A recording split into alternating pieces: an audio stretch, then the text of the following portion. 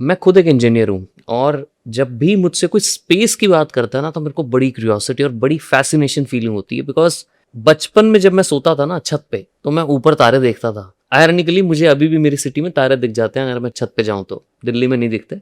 क्या है ऊपर? ऐसा क्या है जिसको दुनिया इतना खोजने की कोशिश कर रही है ऊपर? And this is why I feel space is a very important sector for the next 10 to 15 years that will change the trajectory of where our country is, where our nation is. अगर मैं आपको मेरे चश्मा जो है जो मैं use कर रहा हूँ शेड्स स्पेक्स वो स्क्रैच रेजिस्टेंट है। वो भी इसीलिए बनाया गया था क्योंकि स्पेस में जब एस्ट्रोनॉट्स जाते हैं उनका जो स्पेस वाइजर होता है, स्पेस वाइजर को स्क्रैच रेजिस्टेंट बनाने के लिए एक ऐसी कोटिंग इन्वेंट की गई जो आज हर लेंस में यूज होती है, हर चश्मे में यूज होती है। तो अगर आप देखोगे ना हमारी डे टू डे लाइफ में स्पेस बहुत इंपॉर्टेंट पार्ट प्ले करता है और अगले 5 से 10 साल में स्पेस में सबसे ज्यादा पैसा आने वाला है, सबसे ज्यादा ग्रोथ होने वाली है। जब मैं सोच रहा था कि मैं किसके साथ बैठूं तो मुझे मिले मनीष पुरोहित जो कि बिट्स पिलानी से ग्रेजुएट हैं और इसरो में साइंटिस्ट रह चुके हैं और Mars orbiter mission and Chandrayaan 2 के मिशन में इनका बहुत important strategic and technical role रहा है। तो मुझे लगा जो बंदा इतना इंपॉर्टेंट पार्ट प्ले कर चुके हैं हमारी कंट्री के लिए इन द इसरो, उन्हीं के साथ मैं बात करता हूँ। और आज की डेट में निम्बस एजुकेशन नाम से इनका एक कंपनी भी है जिसमें ये बच्चों को पढ़ाते हैं और सिखाते हैं कि कैसे आपको क्वांटम कंप्यूटिंग सीखनी है, कैसे आपको स्पेस रिसर्च पे काम करना है, all of those things. So I thought he has the best technical expertise, he has the best strategic expertise to talk about space. And जो मेरी इनहेरेंट डिजायर है, जो क्यूरियोसिटी है, उस पे मैं उनसे समझूं, बात करूं कि स्पेस में क्या होने वाला है, स्पेस इंपॉर्टेंट क्यों है हमारी कंट्री के लिए, स्पेस में किस टाइप का पैसा जा रहा है और उससे हमारे इंडिया को क्या स्ट्रैटेजिक डोमिनेंस मिलेगी, क्या उसको ग्रोथ मिलेगी इकोनॉमी में। एंड मोर इंपॉर्टेंटली अगर कोई स्टार्टअप बनाना चाहता है, अगर कोई आम इंसान स्पेस के बारे में जानना चाहता है कि अगले 5 से 10 साल में पैसा कहाँ कहाँ लगेगा स्पेस में, तो उसके लिए पूरा एपिसोड बहुत इंटरेस्टिंग होगा। तो दैट वाज माय इंटेंट, इसीलिए मैं इस पॉडकास्ट को रिकॉर्ड करने वाला हूं उनके साथ। तो देखते हैं कैसा रहता है।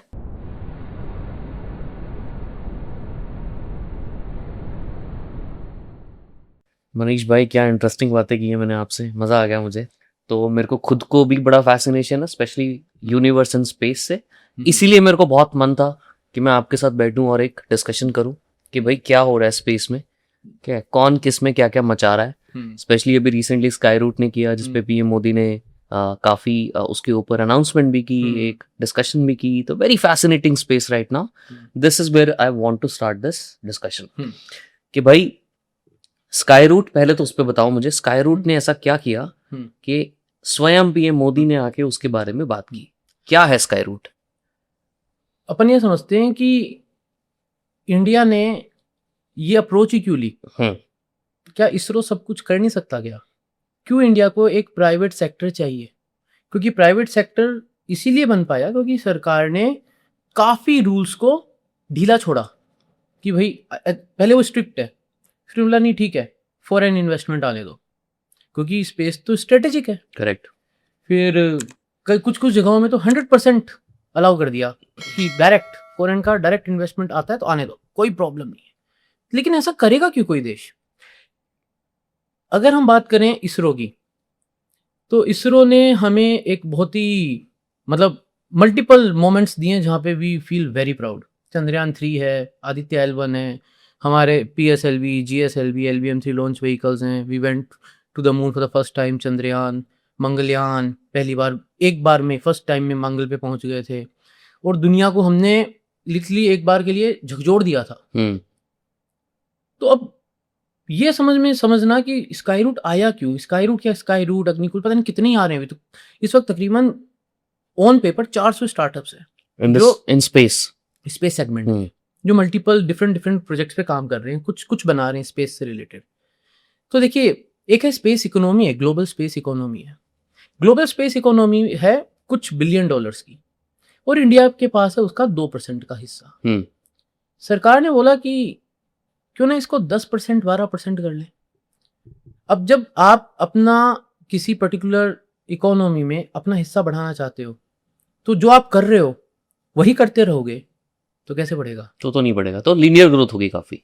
तो वो तो क्योंकि वही चल रहा है, वो तो 5-10 साल % आप बढ़ते रहोगे हर साल। वो वही रहेगा। हाँ, पर वो वैसे क्योंकि आप बढ़ोगे वो भी तो बढ़ जाएगा। बिल्कुल बिल्कुल। तो मतलब आप भाई आप 1 बिलियन से 2 बिलियन हुए, वो 100 से 200 हुए, फिर से आप वहीं रह गए, परसेंटेज वाइज तो आप सेम ही रहोगे, वहीं रह गए, तो फिर ग्रोथ नहीं हुई ना। वो तो आप वहीं पड़े हो। वो तो ऐसा है कि आप क्योंकि पानी आया तो आप बहलिए, नहीं आया तो आप ग्रोथ तो आती है डिसरप्शन, इनोवेशन और प्राइवेटाइजेशन से, है ना? प्राइवेटाइजेशन से बिल्कुल। स्पेस के सेगमेंट में प्राइवेटाइजेशन ऐसे ही नहीं हो सकता। अपन स्पेस एक्स की बात करते हैं। स्पेस एक्स की मैं 3 एग्जांपल दूंगा, space x, rocket lab and Firefly alpha. Space x के पहले 3 लॉन्च फेल हुए, फिर चौथे लॉन्च में उन्होंने करा, उसके बाद उन्हें पीछे पलट के नहीं देखा, और अभी तो किया है 13th फ्लाइट टेस्ट। और उन्हें अपनी स्टारशिप को पानी पे उतारा है, और फिर वो बाद में, क्योंकि पानी तो हार्ड है नहीं इसलिए वो गिरी है, लेकिन उन्हें डेमोन्स्ट्रेट कर दिया इस चीज को, राइट। ये एक टेस्ट तकरीबन उनके 80 से 90 मिलियन USD चलाता है, लेकिन वो जल नहीं रहे हैं, वो रिसर्च में जा रहे हैं। Fail fast to learn faster, right. उस टाइम भी तकरीबन आप मान के चलिए 100-200 मिलियन टाइप का खर्चा हो चुका था फॉल्कन के लिए, Falcon 1 once successful, then SpaceX ने पलट के नहीं देखा। बट ये कैपिटल किसका था? ये उस बंदे के पास था कैपिटल, उसने कर लिया, ठीक है। रॉकेट लैब उसका स्टेटमेंट भी तो था कि उसने सारा पैसा लगा दिया। उससे इलॉन मस्क से किसी ने इंटरव्यू में पूछा कि भाई आखिरी वो नहीं होता तो मेरा खत्म था, तो मेरा गिव अप था, तो उसने बोला कि यार आपने 120 मिलियन के आसपास आई थिंक इसमें स्पेसएक्स में डाले थे, if I am not wrong, it's okay, शायद हो सकता है नंबर गलत हो, बट 200-250 मिलियन के आसपास था जो उसको मिला था। कहीं मेंशन नहीं है, और ये सब स्पेकुलेशन हाँ स्पेकुलेशन है, बट उसने इतना पैसा लगाया, और उससे एक इंटरव्यू ने पूछा कि आपके पहले 3 तो फेल हो गए, आप चौथा आप कर रहे हो, चौथा भी फेल हो गया, तो विल यू गिव अप? तो उसका आंसर था कि no, I don't give up, I have never imagined myself giving up, that will be the last day of my life if I have a plan B or if I imagine myself giving up. That's the value of not giving up. कि वो इतना बड़ा sector जो खुल गया है SpaceX का आज की डेट में, वो इसीलिए हुआ है कि एक बंदे ने अपना पैसा लगाया।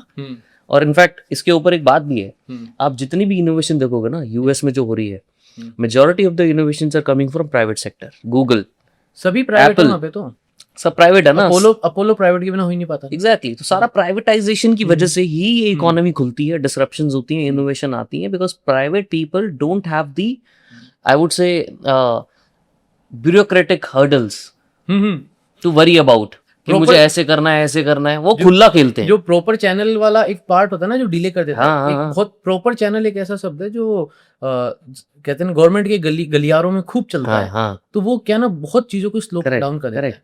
अपन वही बात करते हैं, स्काई रूट है क्या और क्यों आया? करेक्ट, स्पेसएक्स ने करा, ऐसे और भी स्टार्टअप्स आए, बट देन ये डीप टेक है और ये कैपिटल इंटेंसिव है, इसमें कैश बर्न होता है।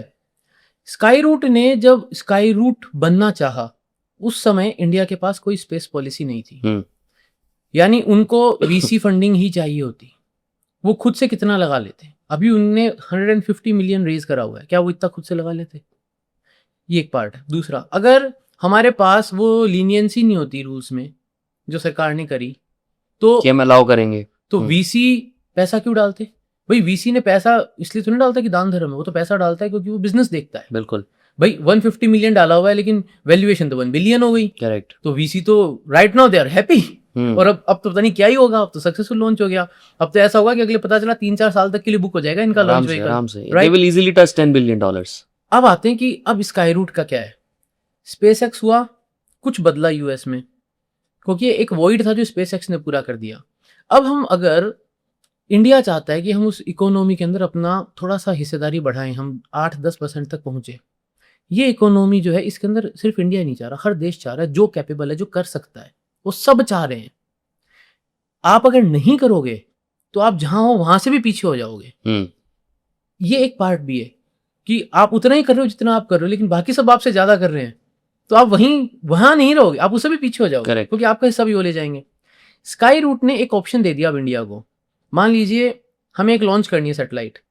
अब इंडिया की सैटेलाइट लॉन्च करनी है, PSLV नहीं मिल रहा, GSLV नहीं मिल रहा, LBM-3 नहीं मिल रहा, ये लॉन्च व्हीकल्स हैं, है ना। एक SSLV भी है जो छोटा है, जो हल्का लेके जाता है, रॉकेट्स हैं बेसिकली। रॉकेट्स हैं, इंडिया के पास 4 रॉकेट है। SSLV small satellite launch vehicle, PSLV polar satellite launch vehicle, GSLV geo synchronous satellite launch vehicle, LBM-3 ये होता है heavy satellite launch vehicle. Payload के हिसाब से Payload के वेरी हिसाब से करते हैं, और लो अर्थ ऑर्बिट में जाना है, हाँ, हाई अर्थ ऑर्बिट में जियो जाना है, उसके ट्रांसफर हिसाब में से। जाना हाँ। वैसे आते हैं। अब अगर मेरे को एक सैटेलाइट लॉन्च करना, मैं एक स्टार्टअप हूँ और मुझे सैटेलाइट लॉन्च करना, मैं सोचूं यार इसरो के साथ कर लूँ, इसरो का तो कोई लॉन्च ही नहीं हो रहा अभी, तो मुझे स्पेस एक्स के पास जाना पड़ेगा। वो लेंगे आपसे फुल पैसे और SpaceX विंडो भी आपको लंबी देंगे। स्पेस एक्स तो बोलता है अभी तो शायद 2 साल का वेटिंग है। करेक्ट।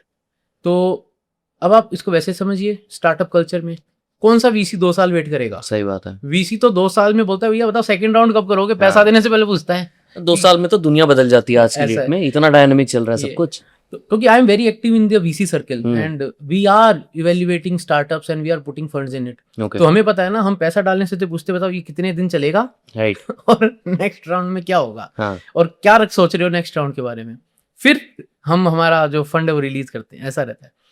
स्काई रूट ने क्या करा है ना, एक ऑप्शन दे दिया है जो कि बहुत जरूरी था इस देश को। ये ऑन डिमांड लॉन्च व्हीकल है। ऑन डिमांड मतलब भाई मेरे को लॉन्च करना है, मैं बोलूंगा यार मुझे एक सैटेलाइट लॉन्च करना है, बोला ठीक है कितना टाइम लगेगा, 1 महीने में लॉन्च कर देंगे। What a beauty. ठीक है ये बहुत भारी सैटेलाइट लॉन्च नहीं कर सकता, लेकिन सब भारी सैटेलाइट बना भी नहीं रहे। भारी सैटेलाइट इसरो बना रहा है। प्राइवेट सेगमेंट में भारी सैटेलाइट नहीं बनती। में भारी सैटेलाइट मतलब 2500 किलो की सैटेलाइट, 4000 किलो की सैटेलाइट। ये सैटेलाइट अभी इंडिया में कोई प्राइवेट सेगमेंट नहीं बना रहा। हमारी जो सैटेलाइट्स है वो 100-150 किलो 200 किलो टाइप की हैं। ये तो खुद ही बोल रही है हमारी तो लॉन्च कैपेबिलिटी 350-400 किलो है, यानी परफेक्ट मैच है। टर्न अराउंड टाइम कम है।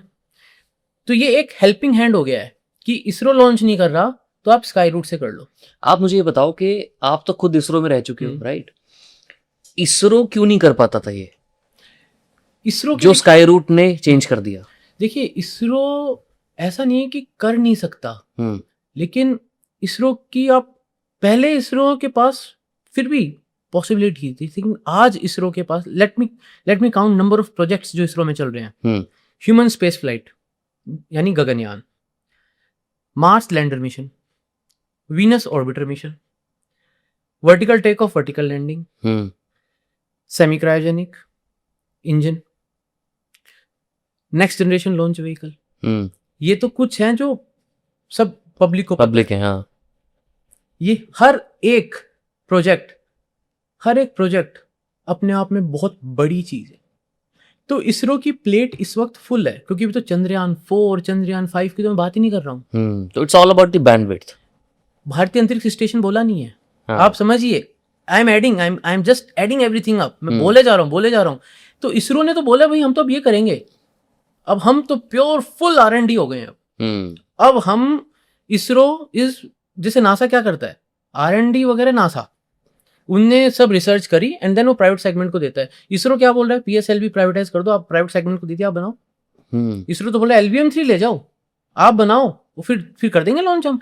क्योंकि इसरो के पास इंफ्रास्ट्रक्चर है, सब कुछ है, लेकिन उनने उतना ही सारा काम भी ले लिया और उनका काम चैलेंजिंग है। प्राइवेट सेगमेंट को क्या बोल रहा है इसरो, वो बोल रहा है PSLV है, 60-62 फ्लाइट हो चुकी है, प्रूवन हार्डवेयर है, आर्किटेक्चर एकदम वेल डिफाइंड है, हम आपको पूरा ट्रांसफर करते हैं टेक्नोलॉजी, आप मैन्युफैक्चरिंग करो क्विकली। हाँ, जल्दी करना और करो लॉन्च। तो वो ये होगी लॉन्च केडेंस। तो जब हम बात करें ना इसरो क्यों नहीं कर पा रहा, क्योंकि इसरो इसलिए नहीं कर पा रहा क्योंकि इसरो ने कमर्शियल तरीके से कभी स्पेस को देखा ही नहीं। इसरो ने ऐसे नहीं देखा कि लेट्स कमर्शियली एक्सप्लॉइट स्पेस। देश को जरूरत पड़ी कम्युनिकेशन सैटेलाइट की, इसरो ने बना दी। भाई हम डिपेंडेंट थे एरियन स्पेस पे। पहले ऐसा था कि जो अपनी कम्युनिकेशन सैटेलाइट थी वो एरियन स्पेस से लॉन्च होती थी, मतलब सेकंड थॉट ही नहीं होता था, क्योंकि हमारे पास लॉन्च व्हीकल नहीं था। चलो भाई इंजन अच्छे बनाओ जिससे कि हम लॉन्च कर सकें। फिर क्रायो ये इंजन बने, LVM-3 आया तो हमने अपनी सैटेलाइट लॉन्च करनी चालू करी। लेकिन अगर अभी भी कोई भारी सैटेलाइट है तो भी हमें बाहर की हेल्प लेनी पड़ती है। तो इसरो वाज लाइक देश की क्या डिमांड है सिविलियन पर्पस के हिसाब से वो कर रहा था। हम कमर्शियल सेगमेंट की बात कर रहे हैं, तो वो प्राइवेट प्लेयर्स के लिए, इसलिए उनका आना इंपॉर्टेंट हो जाता है यहाँ पे। Right, interesting. अब आप मुझे बताओ कि जैसे एक सेक्टर तो जो खुलता है इससे वो ये खुलता है कि भाई जिसको भी अब छोटी छोटी सैटेलाइट्स लॉन्च करनी है, they are able to quickly launch it because of the Skyroot and all of these other players जो भी अभी आ रहे हैं उनकी कैपेबिलिटीज। इसके अंदर अगर एज अ स्टार्टअप या for that matter anyone who wanted to let's say make money, हो सकता है वो स्टार्टअप करके पैसा बनाए, हो सकता है वो किसी स्टार्टअप में पैसा लगा के पैसा कमाए, हो सकता है वो कंपोनेंट मैन्युफैक्चरर बन के पैसा कमाए, बहुत सारी चीजें हैं करने को, आम इंसान तो बहुत कुछ कर सकता है। कहाँ कहाँ पे आपको लगता है अपॉर्चुनिटीज खुल गई हैं इसकी वजह से अब? ये देखिए पूरा सेगमेंट अब ओपन है। हाँ, ये इतना ओपन है कि कॉलेज के 3rd 4th ईयर के बच्चे जो हैं वो कॉलेज के अंदर अपने आइडियाज पे 10 15 50 लाख तक की ग्रांट ले रहे हैं सरकार से। अच्छा, मतलब आप ये मान लीजिए कि हम उस रास्ते चल रहे हैं। ऐसे नहीं कहते थे यार अमेरिका में तो कॉलेज का बच्चा कंपनी डाल देता है, हाँ राइट, हम तो नौकरी के लिए तैयारी करते हैं। स्पेस सेगमेंट ने ऐसी हालत कर दी है कि जिस बच्चे ने ये एरोस्पेस इंजीनियरिंग या थोड़ा ढंग से फिजिक्स और इलेक्ट्रिकल और कम्युनिकेशन और ये सब पढ़ा है अच्छे से कंप्यूटर साइंस को, और जो थोड़ा सा डिटरमिन्ड है, उसके पास स्टार्टअप्स के ऑप्शन आ गए हैं। क्यों? स्काई रूट की एवरेज एज कितनी है?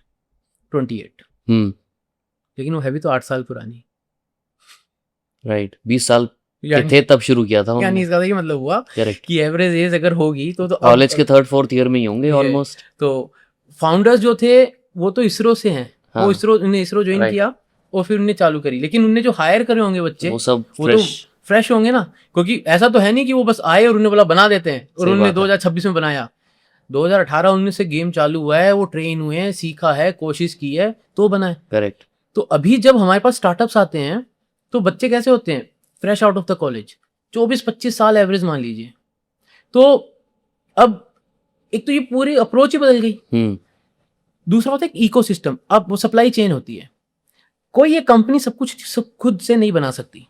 स्काई रूट ने जो लॉन्च व्हीकल बनाया है उसका सब कुछ, हर एक चीज खुद से बनाई हो, उसके लिए वो ये नहीं कह सकते सब कुछ इंडियन हो सकता है।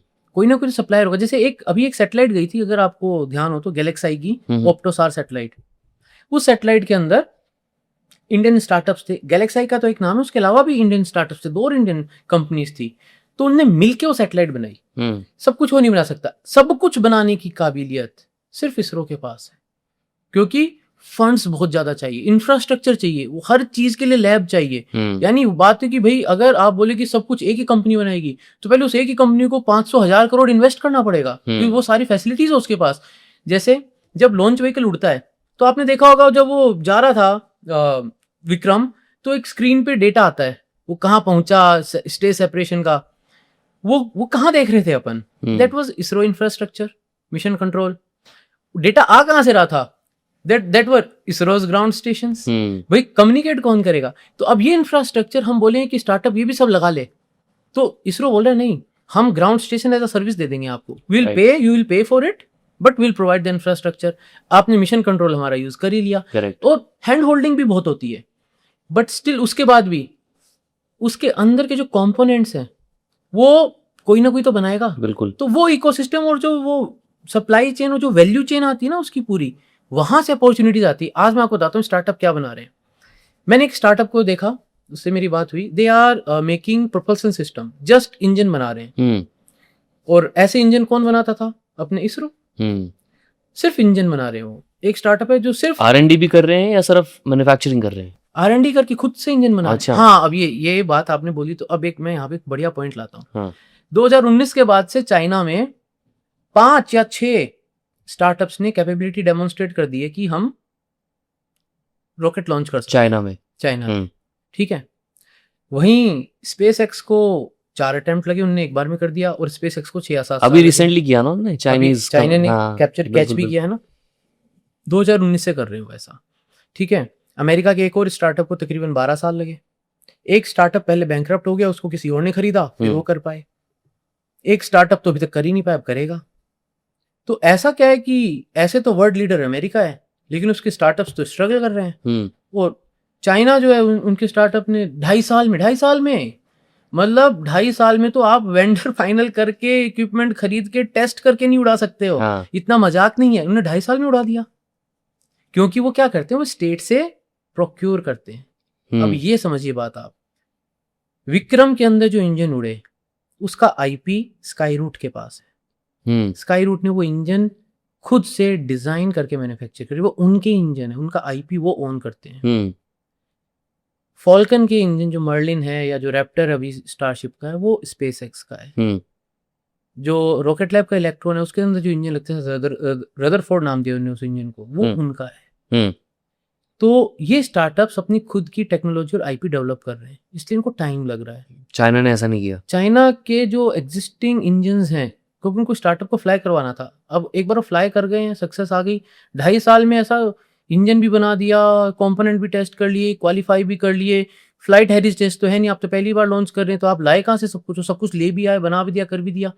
तो प्राइवेट का मतलब चाइना में वो प्राइवेट नहीं होता जो प्राइवेट का मतलब अमेरिका या इंडिया में प्राइवेट का मतलब होता है, राइट। तो ये एक जगह बहुत मैंने कंपैरिजन देखा कि चाइना ने ये कर दिया, वो कर दिया, उनकी अप्रोच थोड़ी अलग है। अब आते हैं विक्रम पे। विक्रम ने सब कुछ खुद बनाया, तो कहीं से रॉ मटेरियल कहीं से तो खरीदा होगा। हाँ, बिल्कुल। तो ये तो एक वो चेन बन गई ना बिजनेस की, भाई you ask demand something has to be supplied, अब Correct. कोई तो सप्लाई करेगा, तो एक बड़ा इकोसिस्टम बनता है। इस इकोसिस्टम के अंदर हम बात करते हैं उसी की, जो पैसे का घूमना और जो वो सब रेवेन्यू जनरेट करने का। लेकिन एक यहाँ पे मैं एक और चीज क्लैरिफाई करना चाहूंगा टू द ऑडियंस, जो अपने व्यूअर्स हैं, उनको लगता है लॉन्च करना is being super power, but launch करना is not being a super power. आप रॉकेट लॉन्च, आप एक बढ़िया रॉकेट बना देते हो इसलिए आप सुपर पावर हो, नहीं। स्पेस एक्स को आप क्लोजली ऑब्जर्व करो, स्पेस एक्स ऑलमोस्ट हर तीसरे दिन लॉन्च करता है, कभी कभी तो बैक टू बैक लॉन्च करता है। और वो लॉन्च क्या कर रहा होता है? सैटेलाइट्स। किसके? Companies, countries, different. सबसे ज्यादा लॉन्च अपनी स्टारलिंक करता है। और स्टारलिंक क्यों कर रहा है? स्टारलिंक तो उसका बिजनेस है। करेक्ट।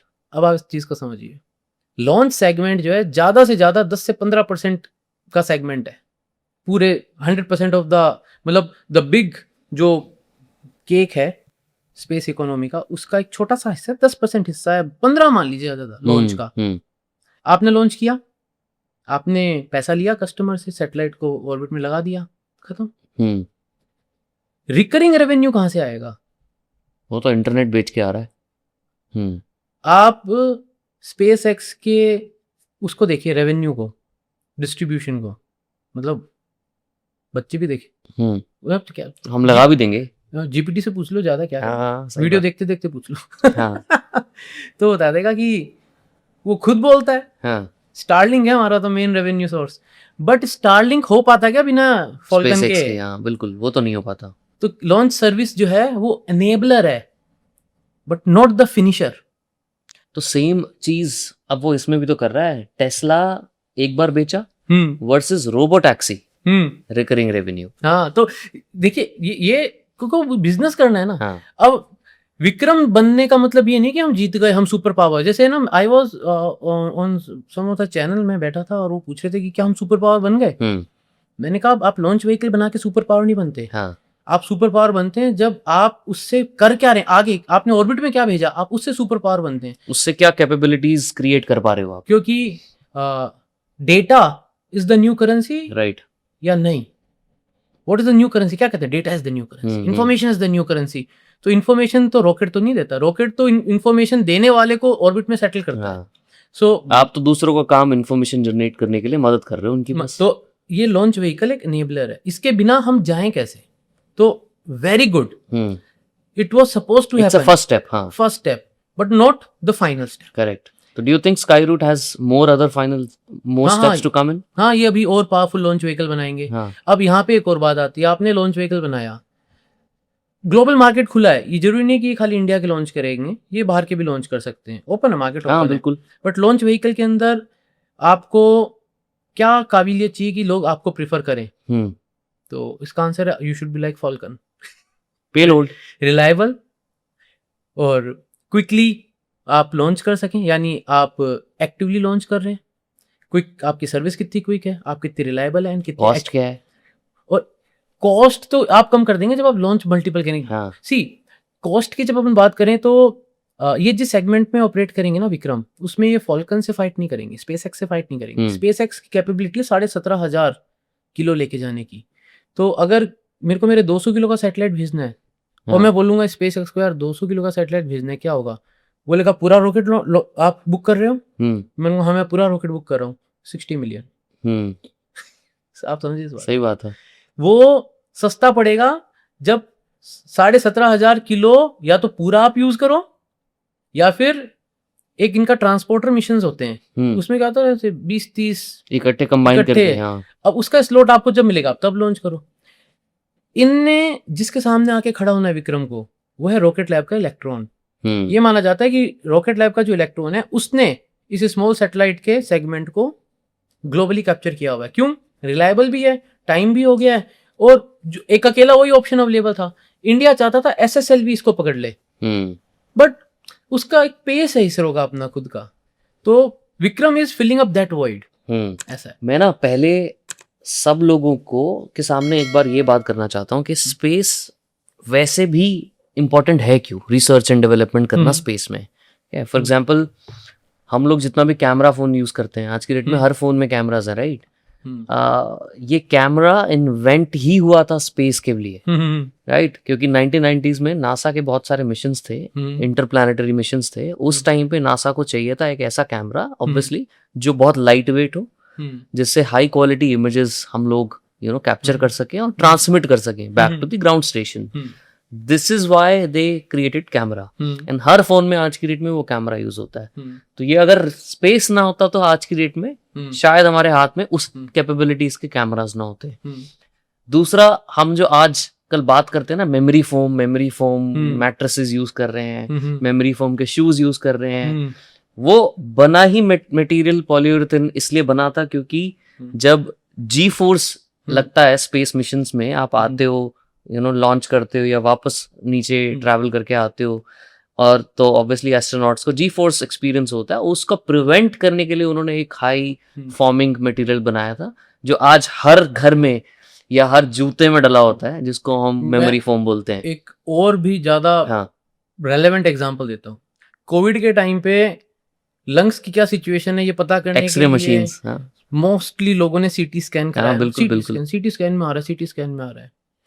अपोलो के टाइम में नासा को पता करना था चांद कैसा दिखता है, गए थोड़ी ना थे। सही बात है। तो चांद की 3 लाख 4 लाख फोटोज खींच ली। अब वो फोटो तो कैमरे से खींची है, तो फोटो आप जूम इन करके खींचोगे तो टुकड़े मिले। करेक्ट। अब वो 3 लाख फोटो को बैठ के आप देख के क्या what will make out of that, उन चंक्स का। तो फिर हुआ क्या, इनको स्टिच करना सीखते हैं। Let's stitch the photos. तो उनने जब वो एल्गोरिदम लिखा फोटो स्टिचिंग का, उसने हमें सीटी स्कैन दिया। सीटी स्कैन में जब हम स्कैन करते हैं ना, उसको घूम घूम के वो कैमरा लेता है, तो वो ऐसे थाउजेंड्स ऑफ फोटोज लेता है, फिर उसको स्टिच करता है। तो लेकिन बात मैं ये भी नहीं कर रहा कि भाई इसलिए ही आप एक्सप्लोर करिए। अच्छा ये बताइए कि यूएस को माना जाता है ना टेक्नोलॉजिकल सुपर पावर। हम चंद्रयान 3 चांद पे उतरा, चलो यूएस की बात ही नहीं करते, आज इंडिया की बात करते हैं ना। चंद्रयान 3 चांद पे उतरा, बिल्कुल। उसके बाद इंडिया की इमेज बदली। क्यों? चंद्रयान 3 ने ऐसा क्या दे दिया? चंद्रयान 3 ने क्या अकाउंट में पैसे ट्रांसफर कर दिए? या चंद्रयान 3 चांद पर उतर गया, विक्रम चांद पर उतरा, इसके चलते मॉनसून अच्छा है और अनाज ज्यादा होगा? या फिर चंद्रयान 3 चांद पर उतरा इसलिए जो नई जनरेशन पैदा हुई वो सब एल्बर्ट आइंस्टाइन जैसे हुए? चंद्रयान 3 जब चांद पर उतरा तो उसने बताया कि the talent that India is having, the approach that India is having and the belief that India is having is world class. तो फिर वो सिर्फ चांद तक सीमित नहीं रहता, फिर वो हर सेगमेंट में आ जाता है। फिर दुनिया को ना इंडिया की हर चीज में गजब लगने लगी। अरे यार इनके तो इंटरनेट भी सस्ता है, इनके पास यूपीआई भी है, इनका ये अच्छा, इनका वो अच्छा, सब अच्छा हो गया इस देश का। वो चांद पे नहीं उतर पा रहे थे, तो ठीक है, एक रेगुलर देश है, कर रहा है, struggling with the developing phase of the nation, ऐसा। तो आप जब स्पेस एक्सप्लोरेशन ये चालू जब हुआ था ना, स्पेस एक्सप्लोरेशन, नासा जो आया था, वो नासा और रोस्कोसमोस सोवियत्स वाला, ये डिफेंस एजेंसीज की देन है। इंडिया में जो इसरो है वो एक सिविलियन गवर्नमेंट की देन है। आप इसको समझिए। उनको एक रेस जीतनी थी कि हम ज्यादा ताकतवर, हम ज्यादा ताकतवर। अमेरिका को ये लग रहा था कि अगर सोवियत जीत गए तो वो आसमान में तोप, बारूद, गोले लगा देंगे, तो उनसे हम कैसे बचेंगे। सोवियत ने एक मिशन भी किया था जिसमें उन्होंने एक बंदूक भेज दी थी ऊपर। अच्छा, कैनन। ये तो ये मिशन भी है, तो डॉक्यूमेंटेड है। अगर डॉक्यूमेंटेड है तो बात करो ना उस पर फिर। तो एक कैनन भेज दी थी उनने ऊपर। तो अब वो देखो वो तब सोवियत था ना, तो ये बातें तो बाद में पता चलती है धीरे धीरे, जब वो पन्ने क्या किया था उन्होंने पर? उन्हें Exactly. मिशन भेज दिया था, ऑर्बिट के अंदर एक बंदूक फिट कर दी, ऑर्बिट के अच्छा। अंदर एक उनका जो स्पेसक्राफ्ट गया था, हाँ it was having an attachment, and वो एक कैनन थी जो फाइटर प्लेन्स के सामने वो नहीं लगी रहती है, एक हाँ नाम हाँ, मैं हाँ। भूल रहा हूँ उसका, कुछ रशियन टाइप का ही तो नाम, वो स्पेस से डायरेक्टली मॉनिटर कर रहे थे और तो- ऑपरेट करने की कैपेबिलिटी थी। तो वो हो गया ना कि हम सामने से नहीं, हम ऊपर से ऊपर से ही गोली मारेंगे। वाओ। तो ऐसी रेस चल रही थी, हाँ इसके लिए हम ये करेंगे, हम वो करेंगे, हम ये करेंगे, हम करेंगे। तो अमेरिका ने बोला भैया सुप्रीमेसी दिखानी है तो चांद पे उतरेंगे, क्योंकि सुप्रीमेसी दिखानी है कि हम कौन ज्यादा ताकतवर, कौन ज्यादा बलशाली वाली बात चल रही थी। ये था स्पेस रेस जो तब हुई। और भी बहुत सारे एग्जाम्पल है। ये था कि भाई अर्थ पे तो हम रहते हैं, अब दूसरे ग्रह पे अगर पहले मैंने मेरा एक कैंप लगा दिया, वही छावनी मेरी बना दी, हाँ तो मैं ज्यादा ताकतवर। तो ये बड़ा इंटरेस्टिंग है। तो वीनस को देखा गया, वीनस के सिग्नेचर्स थोड़े अर्थ जैसे थे। वीनस को अर्थ की इविल सिस्टर बोलते हैं। इविल क्यों बोलते हैं बाद में बताऊंगा, सिस्टर तो बोलते हैं पर। तो उन्हें देखा वीनस को। अब उस वक्त की टेक्नोलॉजी के हिसाब से जब वीनस को देखा तो वीनस पे सफेद सफेद बादल दिखे। अब इंसान ने तो सफेद बादल अपने देखे हैं, तो उसके लगा हुआ बादल है यानी पानी है, पथरीली जमीन है यानी जीवन हो सकता है। चलो वीनस को पकड़ो। और फिर एक रेस लगी वीनस की तरफ। अब सोवियत तो पीछे पड़ गए, उसके बहुत मिशन भेजे वीनस, बहुत। ये सब भी आपको जनरल मिल जाएगा, मतलब कोई ऐसा नहीं है कि कोई you have to be very investigative की जानो, जनरल क्वेरी में मिल जाएगा आपको। तो खूब मिशन भेजे। Finally when they succeeded they found out वो जो सफेद बादल थे वो सल्फ्यूरिक एसिड के बादल थे। वीनस पे टेम्परेचर पता नहीं 400 500 700 डिग्री पहुंच जाता है, हाईली कंसंट्रेटेड एसिड की बारिश होती है। और फिर उन्हें वीनस को छोड़ दिया कि यार नहीं, ये तो धोखा हो गया, हम तो अब मार्स के पीछे पड़े हुए हैं। हम रेस अब तो क्या ना, अब तो नासा तो इतना नहीं करता, अब तो इलॉन ही कर रहा है जो कर रहा है। नासा ने, देखिए आप नासा ने इस वक्त क्या कर रहा है बताइए। नासा का लॉन्च व्हीकल कौन सा है? अब तो कोई भी नहीं है। आर्टिमिस में तो फिर भी है कि SLS आ गया। आर्टिमिस के पहले तो नासा वाज लाइक अरे कोई तो लॉन्च कर दो, कोई तो लॉन्च कर दो था। नासा तो completely I think is hijacked by SpaceX for now. SpaceX ने यही तो वोट देखा। ये कहानी मैं आपको बताता हूँ, बड़ी इंटरेस्टिंग कहानी है। शटल प्रोग्राम हो गया बंद क्योंकि एक डिजास्टर हो गया। Shuttle program was the only way NASA अपने एस्ट्रोनॉट को इंटरनेशनल स्पेस स्टेशन पे भेज सकता था। SpaceX अगर पिक्चर से हट जाए तो जा ही नहीं पाएगा रशिया से। और रशिया से वो करना नहीं चाहेंगे ऑब्वियसली। कैसे अभी भेजा है, वही तो बात है। कैसे नहीं करना चाहोगे? अगर नहीं होगा तो करना पड़ेगा। आइडियोलॉजिकल डिफरेंस अलग आपका, या रशिया यूक्रेन वॉर में आपकी जो अंडरस्टैंडिंग है सब अलग, जियोपॉलिटिक्स अलग, लेकिन इंटरनेशनल स्पेस स्टेशन पे एस्ट्रोनॉट को भेजना है। तो अभी इंडियन ओरिजिन का बंदा सोयूज मिशन में, जो कि अमेरिकन एस्ट्रोनॉट है because he is American Indian, वो सोयूज के अंदर बैठ के उनके ही लॉन्च व्हीकल से गया इंटरनेशनल स्पेस स्टेशन। तो ऐसी हालत थी कि अमेरिका को अगर अपना कोई मिशन लॉन्च करना है तो इट वाज लाइक कि जैसे इसरो बैठा है और सोचे यार कौन सा प्राइवेट प्लेयर लॉन्च करेगा, कौन सा लॉन्च करेगा। ये हालत है आज की तारीख में। सिर्फ और सिर्फ अमेरिका के पास उनका SLS है, वो सिर्फ चांद के लिए बना रहे हैं। यानी अगर नासा कोई जबरदस्त सैटेलाइट बनाता है, जैसे जेम्स वेब स्पेस टेलीस्कोप बनाया, उनके पास खुद का लॉन्च व्हीकल नहीं है।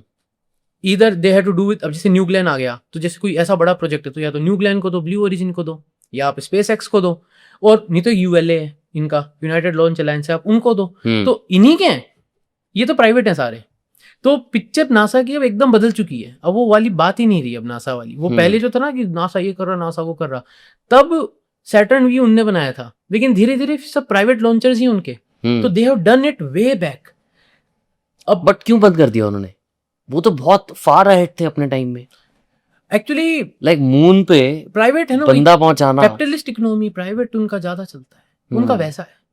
तो मतलब ये एक था कि भाई स्मूथ प्रोसेस हो जाएगा, आप प्रोजेक्ट जो आप R&D करो। आई एम वेरी सरप्राइज्ड कि 50-60 साल पहले इंसान पहुंच गया मून पे, बट उसके बाद नहीं पहुंच पा रहा। नहीं, बजट भी तो एक चीज है, वो महंगा तब भी तो होगा बजट। तब तो अंधी रेस थी ना, पहले पहुंचो भाई, नहीं तो इज्जत खराब हो जाएगी। पहले तो ये था ना, उनको हराना है। स्पुतनिक चला गया, इनको पता नहीं था ना, आइडिया ही नहीं लगा ना इनको। तब अमेरिका वाज टेकन, वो अनअवेयर थे, दे वर कॉट अनअवेयर कि अरे क्या भेज दिया स्पेस में, अच्छा वो देख भी सकता है, कम्युनिकेट भी कर सकता है यार। हम ये तो भेजते थे अपने वो स्टेल्थ के प्लेन जो रसिया के ऊपर उड़ उड़ के फोटो लेते थे, हाँ उनने भेज दिया ऑर्बिट में। उसको कैसे पकड़ोगे, क्या कर लोगे उसका? हाँ इनने तो तब ये भी सोचा था कि वहां से मिसाइल फेंकेंगे, बम फेंकेंगे, पता नहीं क्या क्या हुआ था, बहुत सारे। मतलब ये एक ऐसा सेगमेंट है जिसपे अगर कभी किसी दिन डिटेल लाऊं मैं और फिर अपन डिस्कशन करें तो ये कम से कम 3-4 घंटे की कहानी हो जाए। ये ऐसी चीज है कि उस वक्त क्या हुआ था।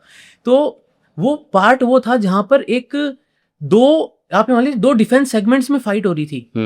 तो तब बजट नहीं देखा जाता ना, डिफेंस में कहाँ बजट आता है। ये तो ऐसा था ना कि अगर न्यूयॉर्क की साइड से मान लीजिए वो कुछ अटैक हो जाए तो मुझे लॉस एंजलिस तक कैसे पता चलेगा? ये तो दोनों अपोजिट कोस्ट हैं, तो कैसे पता चलेगा? कुछ ऐसा चीज जो तुरंत करे। Correct, and they gave the word internet. Right. ऐसे आई ये चीजें तो ऐसे आई है इनके। ये डिफेंस की रिक्वायरमेंट, डार्पा की रिक्वायरमेंट थी ये। उनको चाहिए था ये सब कुछ। अभी भी क्या हो रहा है, क्वांटम इतना आगे भाग रहा है अमेरिका में, डार्पा को चाहिए, स्ट्रेटेजिक फोर्सेस को चाहिए। वो तो स्पेस को तो बैटलफील्ड बनाने के लिए तैयार है। उनका नहीं चल रहा मिशन, वो ट्रांच लॉन्च करते हैं, स्पेस एक्स के थ्रू लॉन्च होती है satellite. They are layering up the satellites, defence system in space. आप दुनिया में कहीं से भी मिसाइल लॉन्च करोगे वो उसको पकड़ लेगा। वो बना तो रहे हैं, जैसे हमारे यहाँ पे इजराइल का कौन सा है, इजराइल का तो जैसे गोल्डन डोम जो है तो उनका, इजराइल का तो जमीन पे काम करता है। हाँ राइट, उनका तो स्पेस से वो मॉनिटर स्पेस हो से रहा है। करेंगे, ऐसा है। तो उनके लिए स्पेस सदा से एक फ्रंटियर रहा है, स्ट्रेटेजिक फ्रंटियर। बट इतना क्यों क्रेजी हो रखा है इलोन मस्क के वो टेराफॉर्म करने की बात कर रहा है मार्स को? Where is the money in that? उसमें पैसा है उस चीज में, और is it just the ego? मतलब ये ईगो या पैसा नहीं है। अब देखिए, आप इसको देखिए कि इलोन मस्क है भाई, ट्रिलियनियर है, वही बस पैसा है ना, और उसकी एक इच्छा है और अकाउंटेबिलिटी उसकी है नहीं, क्योंकि उसका लॉन्च व्हीकल है, हाँ। उसकी कंपनी है, उसका पैसा है, तो जाना चाहता है वो। नहीं, बट यहाँ पे क्वेश्चन ये आता है ना कि स्पेस ट्रीटीज भी तो कुछ होती हैं। ये क्या ना, ये वेपनाइज नहीं कर रहा ना वो। बट टेराफॉर्म अगर करने का प्लान करता है वो, who gives the nod, who gives the responsibilities? नहीं ऐसा। और अकाउंटेबिलिटी कौन लेगा उस चीज की? नहीं अभी इस मामले में स्पेस बहुत ज्यादा ओपन है। इस मामले में अभी, जैसे सिंपल एग्जांपल बताता हूँ। आप चांद पर उतरे, मान लीजिए जैसे अपना चंद्रयान 3 चांद पे विक्रम उतरा, तो इंडिया तो नहीं कह सकते विक्रम जहां उतरा अब हाँ, मेरा प्लॉट है वो प्लॉट, वो स्टेट मेरा, वो कंट्री मेरी, क्योंकि कटी भी नहीं ना वहाँ पे, तो कुछ ऐसे हाँ। क्या लोगे आप उसमें? ऐसा नहीं हो सकता। तो ये एक जनरल है कि ऐसा नहीं कि आप ले लो, लेकिन ये अभी चालू होगा। देखिए कैसे चालू होगा, क्योंकि जब लॉन्च काफी सस्ते हो जाएंगे। अभी सस्ते नहीं है लॉन्च। सस्ते का मतलब ये नहीं है कि कॉस्ट कम हो जाए, रिटर्न्स बहुत ज्यादा कि भाई मैं लॉन्च में लगाऊं 50 मिलियन, लेकिन उससे जो रिटर्न आ रहा है दैट इज वर्थ $1 बिलियन। तो वो मेरे लिए लॉन्च सस्ता है बिजनेस पॉइंट ऑफ व्यू से।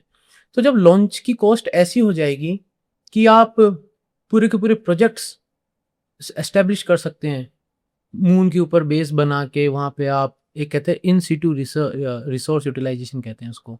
मतलब वहाँ पे आप गए, चांद के रिसोर्सेज को यूज करा और उसी से सस्टेन करने लग गए, and then you found out कि यहाँ पे जो रिसोर्सेज हैं वो प्लेंटीफुल हैं, let's send them back on earth.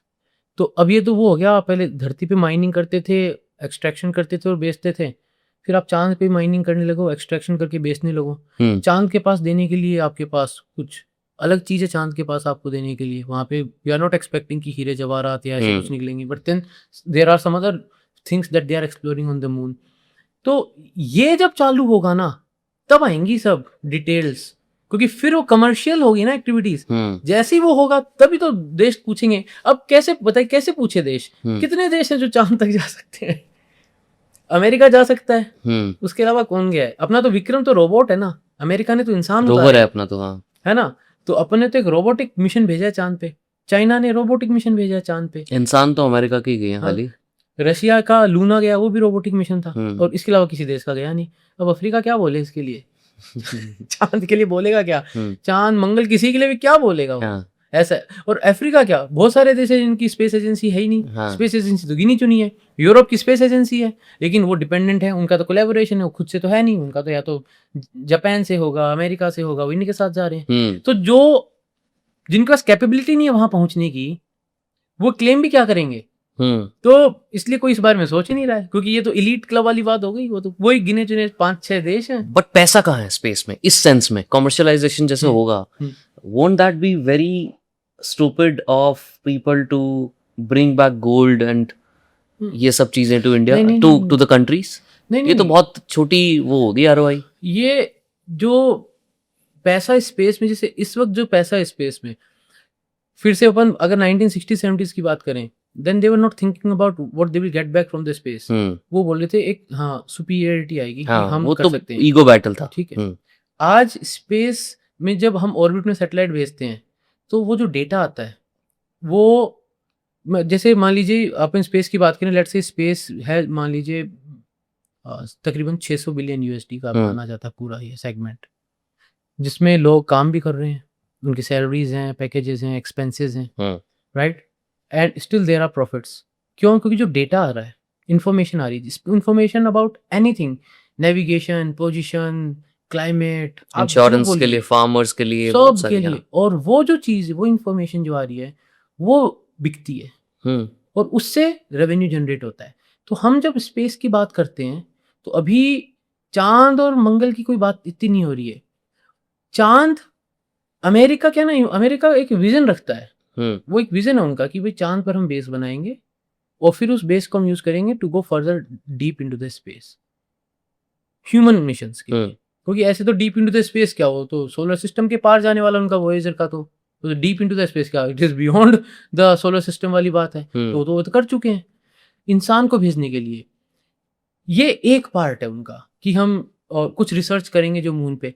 This is more driven by the inquisitive human brain, curiosity है ये। लेकिन जो एक्सप्लॉयटेशन वाला पार्ट है, वो in the low earth orbit चल रहा है वहां। But higher earth orbit and space में जो हम कमर्शियलाइजेशन की बात कर रहे हैं, let's say 5 year, 10 year, 15, 20 year down the line, एक तो आता है स्पेस माइनिंग, जो आजकल होने भी लग गया है। बहुत सारे एस्ट्रॉइड्स बेल्ट के ऊपर माइनिंग शुरू हो चुकी है, right. There you get very rare earth, जो रेयर अर्थ के अर्थ तो है ही नहीं वो देखा जाए तो। नहीं, जैसे अब स्पेस माइनिंग की बात करते हैं, तो हुआ क्या है कि जापान ने कुछ मिशंस भेजे थे, वो एस्ट्रॉइड पे उतरे, वहां से सैंपल लेके आए, and they found out that वो जो सैंपल्स हैं वहां पे उनको वो ब्लॉक्स मिले जो लाइफ फॉर्मिंग ब्लॉक्स होते हैं। तो ये तो एक इवोल्यूशनरी वो हुआ, क्या कहते हैं, एक खुलासा एक तरीके से, कि ऑलरेडी वहां पे एग्जिस्ट कर रहे हैं, यानी लाइफ जो है, पॉसिबिलिटी ऑफ लाइफ। एक कंपनी है भी, एक स्टार्टअप भी है जो एस्ट्रॉइड माइनिंग कर रहा है। एस्ट्रॉइड माइनिंग इनफैक्ट देखिए अभी खाली स्पेस एजेंसीज नहीं कर रहा है, मतलब हो सकता है करे हो, या फिर उसके कोई पेलोड गए हो, इक्विपमेंट गए हो। क्यों? क्योंकि जैसे एक मिशन भेजा है इन नासा ने, साइकी नाम से, तो वो शायद 2023 में भेजा था, वो 2029 में पहुंचेगा उस एस्ट्रॉइड पे। और वो जो एस्ट्रॉइड है वो ऑर्गेनोमेटेलिक एस्ट्रॉइड या मेटल रिच एस्ट्रॉइड है। वहां पर इतना माना जा रहा है, एक्सपेक्टेशन है कि वहां पे इतना सोना चांदी है कि वो सारा अगर धरती पे ले आए तो मेरे को भी 1 किलो मिल जाएगा, आपको भी 1 किलो मिल जाएगा, और बची जितने भी 800 करोड़ लोग हैं सबको बांट दो, वो खत्म नहीं होगा। और आयरॉनिकली जब ज्यादा सोना हो जाएगा तो वैल्यू भी खत्म हो जाएगी, तो फिर वो सोना नहीं बचेगा, प्लास्टिक होगा। तो प्लास्टिक ही है ना, क्योंकि सबके पास है, सबके पास है। तो ये वाली जो पार्ट है ना, ये मून के लिए बोला जा रहा है। मून पे वो हीलियम 3 मिल जाएगा जो कि एनर्जी फ्यूल की तरह यूज होगा, रॉकेट्स के लिए, and that might change so many things. तो but then still there is time in that. इस वक्त एट दिस मोमेंट अगर हम बात करें अगले 2, 3, 4, 5 साल की, तो इंडिया की अप्रोच अगर मैं बात करूं स्पेस के लिए, वो यही है, जो स्टार्टअप्स हैं, they start placing the satellites in the orbit. धरती पे तो जॉब्स क्रिएट करेंगे इन लैक्स, एक ये पार्ट होगा। वो जो डेटा आएगा, उस डेटा से रेवेन्यू जनरेट होगा, and that will help in building the economy more stronger. ये है अभी भारत की अप्रोच। हमारे जो मिशन जा रहे हैं चांद पे, चंद्रयान 4, 5, 6 जाएंगे जो, जैसे there is a line of missions, इनका जो पर्पस है वहां पे जाने का, उनका पर्पस ये है कि हमें चांद पर अपना इंसान भेजना है, जो एक विजन है हमारा, लॉन्ग टर्म विजन है। वो भी बस सुप्रीमेसी के लिए, वो या रिसर्च में कुछ फायदा है उससे? वो सुप्रीमेसी या रिसर्च की बात नहीं है, वो बात है कि वो ऐसा होता है कि भाई दुनिया को आपको बताना पड़ता है कि आप में दम कितना है। एक तरीके से कभी कभी ऐसा होता है कि यू आर रियली गुड। जैसे एक सिंपल सी बात बताते हैं, जैसे अभी तक है ना अपना इंट्रोडक्शन नहीं हुआ है और अपन बात कर रहे हैं, ठीक है। अब आप बताओ कि मेरा नाम जो है मनीष पुरोहित है, एंड मैं आर्ट्स का स्टूडेंट हूँ। जितना मैंने बोला है ना उसकी वैलिडिटी जीरो हो जाएगी ना, हाँ बिल्कुल। राइट। लेकिन आप फिर जब बताएंगे कि भाई ये मनीष पुरोहित है और ये इस एजेंसी से काम करके आया हुआ है, ये अभी इस चीजों में एक्टिव है, तो जो मैंने बोला उसकी वैलिडिटी बन जाएगी। ये बहुत अच्छा एग्जांपल है, आई टेल यू। बहुत इसमें होता क्या है ना, we perceive people the way they present themselves, right. है ना। फॉर एग्जांपल अगर मैं यहाँ पे किसी डॉक्टर का इंटरव्यू ले रहा हूँ, राइट, डॉक्टर के साथ पॉडकास्ट कर रहा हूँ, और अगर वो सेम डॉक्टर नॉर्मल कपड़ों में बैठे हैं, राइट, उनकी जो बात में दम होगा वो अलग तरीके से देखा जाएगा, versus someone a doctor, same doctor, वो अपना वाइट डॉक्टर कोट पहन के बैठ रहे हैं, उनकी बात का जो तरीका होगा ना, जो ऑडियंस परसीव करेगी उनको, वो बहुत वैल्यू सेम है। It's more about the perception, है ना। वही हुआ चंद्रयान 3 के बाद। चंद्रयान 2 के फेल होने के बाद we were just another country जिनका मिशन फेल हो गया। चंद्रयान 3 के बाद we were India, who did the first ever soft so it's again supremacy। तो कमर्शियलाइजेशन तो नहीं है ना उसमें कुछ भी, सुप्रीमेसी है। नहीं, सुप्रीमेसी नहीं, मैं परसेप्शन की बात कर रहा हूँ। हाँ। हम किसी को सुप्रीमेसी प्रूव नहीं कर रहे थे, हम ये चाह रहे, इंडिया ये चाह रहा है कि हम अपनी काबिलियत दिखाएं, क्योंकि लोग हमें कम आंक रहे हैं। देखिए आप इसको समझिए, मान लीजिए आप अमेरिका को भूल जाएं, बाकी और भी तो इतने सारे देश हैं, करेक्ट, है ना। तो वो जो 190 देश हैं जिनसे मैं डील करना चाहता हूँ, बिजनेस डील करना चाहता हूँ, वो मेरी टेक्नोलॉजी पे विश्वास क्यों करेंगे? उनको कोई ठोस एग्जाम्पल चाहिए। जैसे डॉक्टर के पास आप जाते हैं, आपको बताया जाओ भाई ये डॉक्टर बहुत गजब है, एकदम मरते मरीज को जिंदा कर दिया, तो आप ये थोड़ा बोलोगे जब मरने लगूंगा तो सर आपके पास आऊंगा। अपन तो खांसी जुकाम के लिए भी जाएंगे ना, जैसे छोटा सा प्रॉब्लम है लेकिन आप तो गजब हो, आपका तो बहुत इंटेलिजेंट हो, आप तो आता है, एक दवाई दे दो मैं तो ठीक हो जाऊंगा। तो सदा ये नहीं होता ना, हर कम कंट्री अपने पास आके थोड़ा बोले कि चांद पे उतार दो। और ऐसी बात है ना, तो जापान ने तो बोल ही दिया इंडिया को कि भाई विक्रम बना दो हमारे लिए, लेकिन थोड़ा बड़ा बनाना, क्योंकि हमको हमारा रोवर उतारना है। 350 किलो का विक्रम चाहिए अब हमको। अपना विक्रम था सस्ता, मतलब हल्का था अपना विक्रम, अब चाहिए उनको 350 किलो का विक्रम। तो जब हम अपनी कैपेबिलिटी डेमोन्स्ट्रेट करते हैं तो बिजनेस अपॉर्चुनिटीज खुलती हैं, और वो सिर्फ स्पेस में नहीं खुलेगी, वो इंडिया के उस टेक्नोलॉजिकल एस्पेक्ट को कवर करेगी, वो पार्ट रहता है। इसलिए स्पेस एक आसान तरीका है, मैं ये कहूंगा कि आप अपनी ताकत को बताओ, अपनी टेक्नोलॉजी, क्योंकि सबसे चैलेंजिंग माना जाता है स्पेस को। तो आप स्पेस में कर दोगे तो बहुत सारी दुनिया के देश ऐसे हैं जो मान जाएंगे हाँ इनमें इनका लोहा है, ऐसा। बाकी सेक्टर्स भी खुल जाते हैं फिर, तो बाकी सेक्टर्स खुल जाते हैं क्योंकि परसेप्शन बन जाती है, क्योंकि आप फिर बोलोगे I am from India, Chandrayaan 3 वाले इंडिया से। राइट।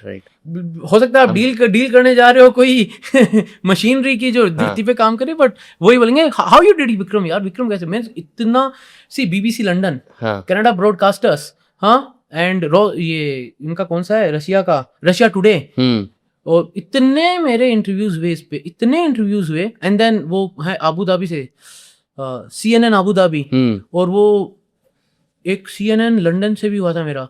उनको एक ही चीज जाननी थी, ये इंडिया ने कर कैसे दिया, मतलब वो ये कैसे कर, ये तुमने कैसे कर दिया, क्योंकि उनको तो लगता है ना भैया सब कुछ तगड़ा करने का ठेका तो अमेरिका का है ना, तो इंडिया ने कैसे कर दिया। कर दिया भाई, देख लो अब आप कॉप विद इट। एक और सेक्टर में दिख रहा था जो बहुत पैसा जिसमें अभी आने वाले टाइम में निकलेगा, दैट इज डेब्रिस रिमूवल, क्योंकि अब ऑब्वियसली इतनी सैटेलाइट जा रही हैं, कम से कम 3 से 4 स्टार्टअप्स इस पे काम कर रहे हैं। Recently I have interacted with, इतना बड़ा सेक्टर है ये, बहुत बड़ा सेक्टर है। एक कैस्लर सिंड्रोम नाम है। ओके, कैस्लर सिंड्रोम से आपको क्या लग रहा है, कोई सिंड्रोम लग रहा है कि बच्चा टेढ़ा मेढ़ा, नाम में सिंड्रोम है ना। कैस्लर सिंड्रोम ये है कि सिर्फ स्पेसएक्स ने 1 लाख सैटेलाइट का वो परमिशन लेने का सोचा हुआ है कि 1 लाख सैटेलाइट तो मेरी हो। अच्छा, तो बाकी देश भी तो भेजेंगे, सही बात है, और ये तो एक कंपनी है। हाँ, और वो स्पेस है। चाइना की तो अपन ज्यादा बात ही नहीं करते। चाइना इस वक्त अमेरिका से थोड़ा सा ही पीछे है लॉन्च में, बट चाइना स्टेट ओन्ड है। नासा के इतने लॉन्च नहीं होते, लॉन्च स्पेसएक्स करता है। यानी चाइना की स्पेस एजेंसी ने दुनिया की सारी स्पेस एजेंसीज को हरा दिया, चाहे वो रशियन हो, चाहे वो नासा हो, चाहे रोस्कोस्मोस हो, चाहे इसरो, कोई भी हो, चाहे यूरोपियन स्पेस एजेंसी हो, चाहे जाक्सा हो, जापान की स्पेस एक्सप्लोरेशन, सबको हरा दिया उसने। क्यों? क्योंकि उसकी स्टेट ओन्ड एजेंसी जो है वो सेकंड टू स्पेसएक्स है, और स्पेसएक्स एक प्राइवेट लॉन्च करने वाला बंदा है। वो अपनी स्टारलिंक ज्यादा लॉन्च करता है, एक बार में 24 सैटेलाइट, फिर 24 सैटेलाइट, फिर 24 सैटेलाइट, ऐसे चल रहा है। तो चाइना भी लॉन्च करेगा, वो अपना खुद का कॉन्स्टलेशन बना रहा है। स्पेसएक्स अपना स्टारलिंक बना रहा है, जेफ बेजोस अपना बना रहा है, ब्लू ओरिजिन है उनका खुद का सही कुइपर ऐसे कुछ नाम है उनका, आई डोंट नो, उनका वो भी अपना स्टारलिंक कॉम्पिटिटर क्रिएट कर रहा है। ठीक है, good news might come from India too, जल्दी है ना, इन द सेम सेक्टर। हाँ same sector, multi billion project आएगा इसी में। तो ये सारी सैटेलाइट जब वहाँ पे घूम रही हैं, ठीक है, आप थोड़ा विजुलाइज करेंगे अपन कि धरती से 600 किलोमीटर ऊपर, ठीक है, तो आपको लगता है 600 किलोमीटर ऊपर, बट वो सर्कल कितना बड़ा होगा, दैट सर्कल, मैं सर्कल की बात कर रहा हूँ, स्फीयर नहीं बोल रहा, बस एक सर्कल मान लीजिए, वो सर्कल कितना बड़ा है, डायमीटर की बात कर रहे हो आप। डायमीटर, तो वो 600 नहीं है, वो 6400 रेडियस भी तो जोड़ो। बिल्कुल, तो एक अर्थ का जो रेडियस है Earth का प्लस 600। हाँ तो वो एक उसका जो रेडियस है वो 7000 करेक्ट। किलोमीटर, 7000 किलोमीटर का रेडियस का सर्कल बनाओगे तो बहुत बड़ा है। हाँ सैटेलाइट जा रही है छोटी छोटी, वो वहां पे को एग्जिस्ट कर सकते हैं, और सब एक ही जगह नहीं जाते, ऊपर नीचे ऐसे होते हैं। तो अगर प्रॉब्लम ये है कि जब इतनी पॉपुलेशन हो जाएगी वहां पर, फिर से एग्जांपल अपन लेते हैं, इंडियन स्टार्टअप गैलेक्साई, सोलर स्टॉर्म आया, सैटेलाइट उनकी गड़बड़ हो गई, कम्युनिकेशन गायब सैटेलाइट से। अब वो सैटेलाइट है कहाँ, किसी को नहीं पता, वहीं तो घूम तो वहीं रहा है ना, हाँ। कम्युनिकेट नहीं कर रहा, मर गया है मान लीजिए, वो डेड हाँ। सैटेलाइट है, लेकिन है तो वहीं। हाँ अब उसका क्या होगा, वो हाँ घूमेगा घूमेगा घूमेगा, एंड ग्रेजुअली वो डीके, उसकी और भी डीके होगी, वो डीके होते होते अर्थ में एंड री एंटर कर जाएगा। अब वो किसी और सैटेलाइट से भी तो अटैक होगा, भिड़ेगा वो, अब वही ना, कंट्रोल नहीं है मेरा। तो सैटेलाइट्स जो होती है ना, इनकी है ना स्टेशन कीपिंग होती है। स्टेशन कीपिंग मतलब अर्थ की ग्रेविटी जो है ना परफेक्ट नहीं, क्योंकि अर्थ कोई परफेक्ट सर्कल नहीं, वो स्फीयर नहीं है, ग्रेविटी अर्थ की वेरी करती है, और चांद भी है और सूरज भी है, तो थोड़ा ग्रेविटेशनल डिफरेंसेस होते हैं, fluctuations, because of the interplanetary positions. हाँ, क्योंकि हाँ, हम इसको 2 बॉडी प्रॉब्लम के लिए जैसे देख रहे हैं, ये 3 बॉडी प्रॉब्लम है। 3 बॉडी प्रॉब्लम होती है फिजिक्स में, इट्स अ टिपिकल प्रॉब्लम। तो अब आपको स्पेसक्राफ्ट के ऊपर मशीनरी लगानी पड़ती है कि वो उसको अपनी पोजीशन पे मेंटेन करे, तो स्टेशन कीपिंग होती है। लेकिन अगर कोई सैटेलाइट आपसे कम्युनिकेट ही नहीं कर, आपकी बात ही नहीं मान रहा है, तो वो तो अपना चेंज करेगा ना कोर्स। वही ना, मतलब आपका छोरा बिगड़ चुका, हाथ में ही नहीं है, उसका जो इम्पैक्ट है वो बाकी जो कोर्स में अपनी चल रही है सैटेलाइट्स उन पे आ सकता है। बाई चांस थोड़ा सा खिसका। अभी तक तो आप ध्यान रख रहे थे, इसको कहते हैं स्पेस सिचुएशनल अवेयरनेस कहते हैं इसको, कि हर सैटेलाइट को आजू बाजू पता हो क्या चल रहा है। एक स्टार्टअप तो खाली यही काम करेगा, सिचुएशनल अवेयरनेस देगा। मतलब मैं लॉन्च करने वाला हूँ, मैं पहले जाऊंगा उससे उसका डेटा खरीदूंगा, यार सिचुएशनल अवेयरनेस का डेटा देना भाई, मेरा लॉन्च होने वाला है, तो वो मेरे से पैसा इसका चार्ज करेगा, ये है सिचुएशनल अवेयरनेस, भाई इतने इतने डेबरी वेबरी यहाँ घूम रहे हैं, ये ट्रेजेक्टरी है, इसमें ये आपका ना you are on a collision course, आपको ये सब करना होगा। ये एक आइडिया है स्टार्टअप का, and they are startups are working on that. तो अब जो ऑलरेडी एग्जिस्टिंग डेबरी है, अगर वो एक सैटेलाइट को किल कर देती है, now that dead satellite will create new dead satellite, and that will create another one. ये तो साइकिल है। इसको कहते हैं कैसलर सिंड्रोम, कि एक सैटेलाइट गलती से मर गया और आपके कंट्रोल में नहीं है, तो हम तो डूबेंगे, सबको लेके डूबेंगे, सबको लेके डूबेंगे। वो पूरा ऑर्बिट डिफंक्ट कर देगा, क्योंकि वो उसी ऑर्बिट में घूमेगा, लेकिन जब टुकड़ों में घूमेगा तो वो फैल जाएगा, जैसे सैटर्न की रिंग्स हैं। अब सैटर्न की रिंग्स हैं जो, वहां पे आप क्या सैटेलाइट प्लेस कर सकते हैं? नहीं कर सकते। तो वैसी सिचुएशन हो जाएगी, पता चला कि अर्थ की रिंग आ गई एक, लेकिन उस रिंग में सिर्फ डेबरी है, उसमें से कुछ डेबरी है जो 100 साल में डीके होगी, कुछ 10 साल में होगी, कुछ 1000 साल में होगी, यू कांट टेक चांस। तो इसलिए ये स्पेस डेबरी वाले आ रहे हैं, और जो स्टार्टअप्स हैं स्पेस डेबरी वाले, वो स्पेस डेबरी नहीं कर रहे हैं, वो कह रहे हैं हम सैटेलाइट रिपेयर भी करेंगे। अच्छा, हाँ, तो अभी एक मिशन लॉन्च हुआ है, यूएस की एक स्टार्टअप ने किया शायद, तो वो यही है, वो ये डेमोन्स्ट्रेट करेंगे कि हम उड़ती सैटेलाइट को पकड़ के थोड़ा सा उसको रिफ्यूल करने की कोशिश करेंगे, उसमें छोटी मोटी कमियां हो तो रोबोटिक आर्म से चेक करेंगे। तो वो भी रोबोटिक आर्म ही होगा, सैटेलाइट रोबोटिक आर्म। ये तो मतलब ये आइडियाज हैं, बिल्कुल ये स्टार्टअप के आइडियाज हैं, दे आर वर्थ इट।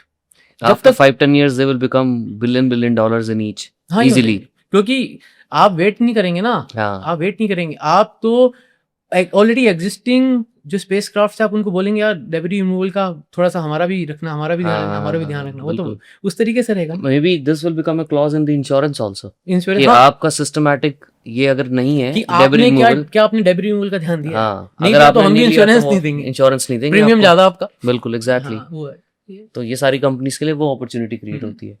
मुझे दूसरा ये पूछना है, जैसे वापस एक बार इलॉन मस्क पे आता हूँ मैं, बिकॉज जैसे वो टेराफॉर्म करने की बात कर रहा है मार्स को, राइट, लेट्स से वो इसके ऊपर बहुत एक्टिवली परस्यू करने लग जाता है इस केस को। अभी तो वो फिलहाल इस पे इतना ज्यादा बात नहीं कर रहा, it was just a theory in his mind that he want to do it. What might happen if he plans to do it? नहीं, ऐसे करने नहीं देंगे ना। हाँ, सी वो जाएगा कैसे, लेके कैसे जाएगा वो सारा सामान वहां तक कि वो कर सके टेराफॉर्म? ये जो अपना मून पे बना रहे हैं What all- रिफ्यूलिंग स्टेशंस, उसके through what all he needs, क्या हम्म। क्या चाहिए उसको ये सब करने के लिए? न्यूक्लियर बॉम्ब्स सबसे पहले तो। कौन देगा उसको न्यूक्लियर बॉम्ब? वो सिविल है, हम्म। Civilian use. वो खुद न्यूक्लियर बॉम्ब बनाएगा जब दूसरे देश को नहीं बनाने दिया जा रहा, हाँ तो खुद कैसे बना लेगा एक पार्ट? राइट। तो क्या वो अमेरिका से लेगा? तो क्या अमेरिका की सरकार उसको न्यूक्लियर बॉम्ब देगी वहां भेजने के लिए? हम्म। और जब ऐसा हो रहा होगा तो क्या बाकी दुनिया के, चलो थोड़ा अमेरिका जिद्दी व्हाट टाइप इफ का, नासा डायरेक्टली पार्टनर्स नहीं। With him? नासा भी कहाँ से लाएगा न्यूक्लियर बॉम्ब? तो नासा नहीं बना सकता ना न्यूक्लियर बॉम्ब बनाने की। तो देखिए वो तो डिपार्टमेंट ही अलग है। हाँ, वो तो गवर्नमेंट ही करेगी ना। करेक्ट। आज इसरो थोड़ी ना बोल सकता है न्यूक्लियर बॉम्ब। कि आप बॉम्ब दे दो मुझे, मुझे मार्स को उड़ाना है। I was working on interplanetary mission in ISRO. मेरा एक टेक्नोलॉजी डेवलपमेंट प्रोजेक्ट था, रेडियो आइसोटोप थर्मोइलेक्ट्रिक जनरेटर्स। ये तो मेरी खुद की कहानी में बता रहा हूँ आपको। आई वॉज वर्किंग ऑन दैट। क्या होता है रेडियो आइसोटोप थर्मोइलेक्ट्रिक जनरेटर? कि हम अगर धरती से दूर जाने लगते हैं तो सूरज की रोशनी भी हल्की पड़ने लगती है। और चांद पे जब हम उतरते हैं तो चांद पे 14 दिन तो सूरज दिखता है, फिर 14 दिन रात रहती है। तो मेरे को पावर कैसे मिलेगा जब सूरज ही नहीं है? तो क्योंकि हम पावर सूरज से लेते हैं, सोलर पैनल से। हाँ। So I was working on a project जो ये कह रहा था कि हम रेडियो आइसोटोप लेंगे और उस रेडियो आइसोटोप का डीके होगा, उससे अल्फा पार्टिकल निकलेगा। उस अल्फा पार्टिकल को हम एक चैम्बर में कैप्चर करेंगे। काइनेटिक एनर्जी थर्मल में कन्वर्ट होगी। थर्मल एनर्जी को हम, एक प्रिंसिपल ऑफ फिजिक्स है सीबैक इफेक्ट, उससे हम उसको डिफरेंस इन टेम्परेचर को पोटेंशियल डिफरेंस में कन्वर्ट करके पावर जनरेट करेंगे। ये मल्टी मिशन आरटीजी वोएजर पे लगे हुए हैं। नहीं तो वो कैसे पावर जनरेट कर रहे हैं इतनी दूर जाके? उनके पास तो नहीं कोई इनफाइनाइट साइज के पैनल्स हैं, but they are doing it and they are doing it for so many years. कब गए थे वो? तो उनको तो मतलब 30-40 साल की बात हो गई है। तो वो पावर जनरेट कर रहे हैं। ठीक है, तो जब वो मिशन भेजा गया, जब यूएस ने वो मिशन भेजा, तो without this permission from the government, how they can fly a radio isotope in space, right?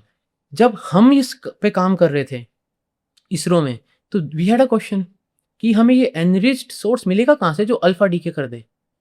Right now वो प्रोजेक्ट बार्क के पास है, क्योंकि इंडिया में कौन सी एजेंसी ये काम कर सकती है? बार्क। तो बार्क के पास है। Now BARC is developing those units for ISRO missions. तो बार्क वो क्यों करेगी? इसरो के कहने पे कर सकती है? कि ऐसा हो सकता है कि आपको लग रहा है कि इसरो बार्क को फोन करे, हेलो यार एक चाहिए, बनाओगे क्या?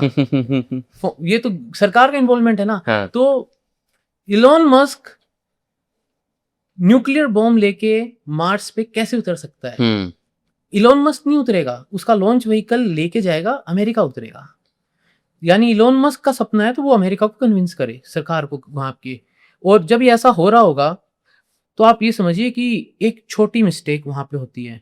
Mars is not very far away. कि मार्स पे अगर आप कोई धमाका करो और कुछ उसका हिस्सा टूट फूट के, एग्जैक्टली, क्योंकि मार्स जो है वो, उसके पास एटमॉस्फेयर नहीं है, बहुत फीबल एटमॉस्फेयर है। मार्स पे जब आंधी, अभी आंधी आई थी इधर अपने रीजन में, गुड़गांव में, पेड़ वेड़ गिर गए, क्या ना, टेंट्स उड़ गए। उसी स्पीड की आंधी अगर मार्स पे आए तो अपन पतंग उड़ा सकते हैं। इतना तो मार्स का एनवायरनमेंट कमजोर है। मार्स पे जब आंधी आती है एक बार, 6 महीने तक रहती है। मार्स पे एक बार आंधी आती, गुड़गांव में आंधी आई तो दिल्ली में भी आई थी क्या? नहीं, मैं तो यहाँ था ही नहीं।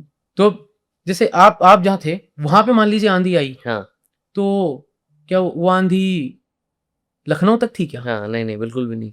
कभी ऐसी देखी कोई आंधी की लखनऊ में भी आई और वो आंधी लखनऊ से कन्याकुमारी तक आ रही है? वहां तो पूरे प्लेनेट में होती है, आधा प्लेनेट कवर हो जाता है। करेक्ट। 6 महीने तक आधा प्लेनेट कवर्ड है। तो जो प्लेनेट ऑलरेडी इतना डिस्टर्ब्ड है, आप उस पे और जाके एक बॉम्ब फोड़ दो कि आप बोलो भाई जिससे कि ना यहाँ पे कवर बन जाएगा and then we'll get a chance of evolution का चांस बैठेगा। और एक कैलकुलेशन मिस्टेक हुई और वहां से जब वो उसी अपनी चीजों को कंट्रोल नहीं कर पा रहा एंड देन समथिंग अनटूवर्ड अगर होता है, तो क्या बाकी देश वेट करेंगे? हाँ नहीं, एक बार आप फोड़ के देख लो, कुछ खराब होगा तो क्या मर जाएंगे?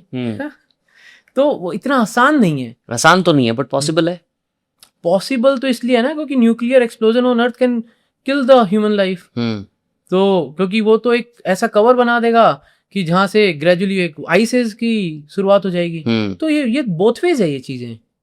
लेकिन बात वही है, धरती पे ऐसा पावरफुल न्यूक्लियर एक्सप्लोजन कौन करने देगा? वो तो फिर एंड ऑफ लाइफ है ना। वो तो वैसी बात है, वो तो जब होगा कि भैया अब तो डर ही किस बात का भी, ये जितने भी वॉर होते हैं, ये वॉर बहुत ज्यादा एस्केलेट क्यों नहीं हो पाते? क्योंकि डर ही इस बात का है कि कोई Nuclear. पागल इंसान लॉन्च ना कर दे। हाँ डर ही इसी चीज का है ना सबको, तभी तो एक लेवल पे जाता है युद्ध, और फिर बाद में बस लिंगर अपॉन होता रहता है कि चले ही जा रहा है, मतलब 7 दिन में खत्म कर दूंगा, वो देखना 7 साल तक ही उलझे रहेंगे। क्यों? क्योंकि खत्म कैसे कर दोगे? न्यूक्लियर, अगर आपके पास न्यूक्लियर पावर है, आप उसको चलाओगे तो है वो नहीं, क्योंकि ऐसा तो है नहीं कि आपने एक न्यूक्लियर बॉम्ब फोड़ा और आप बोलोगे हाँ बस देखा, बस वो मरेंगे, अपने कुछ नहीं होएगा। ऐसा if means your bomb is not that powerful that it can do something.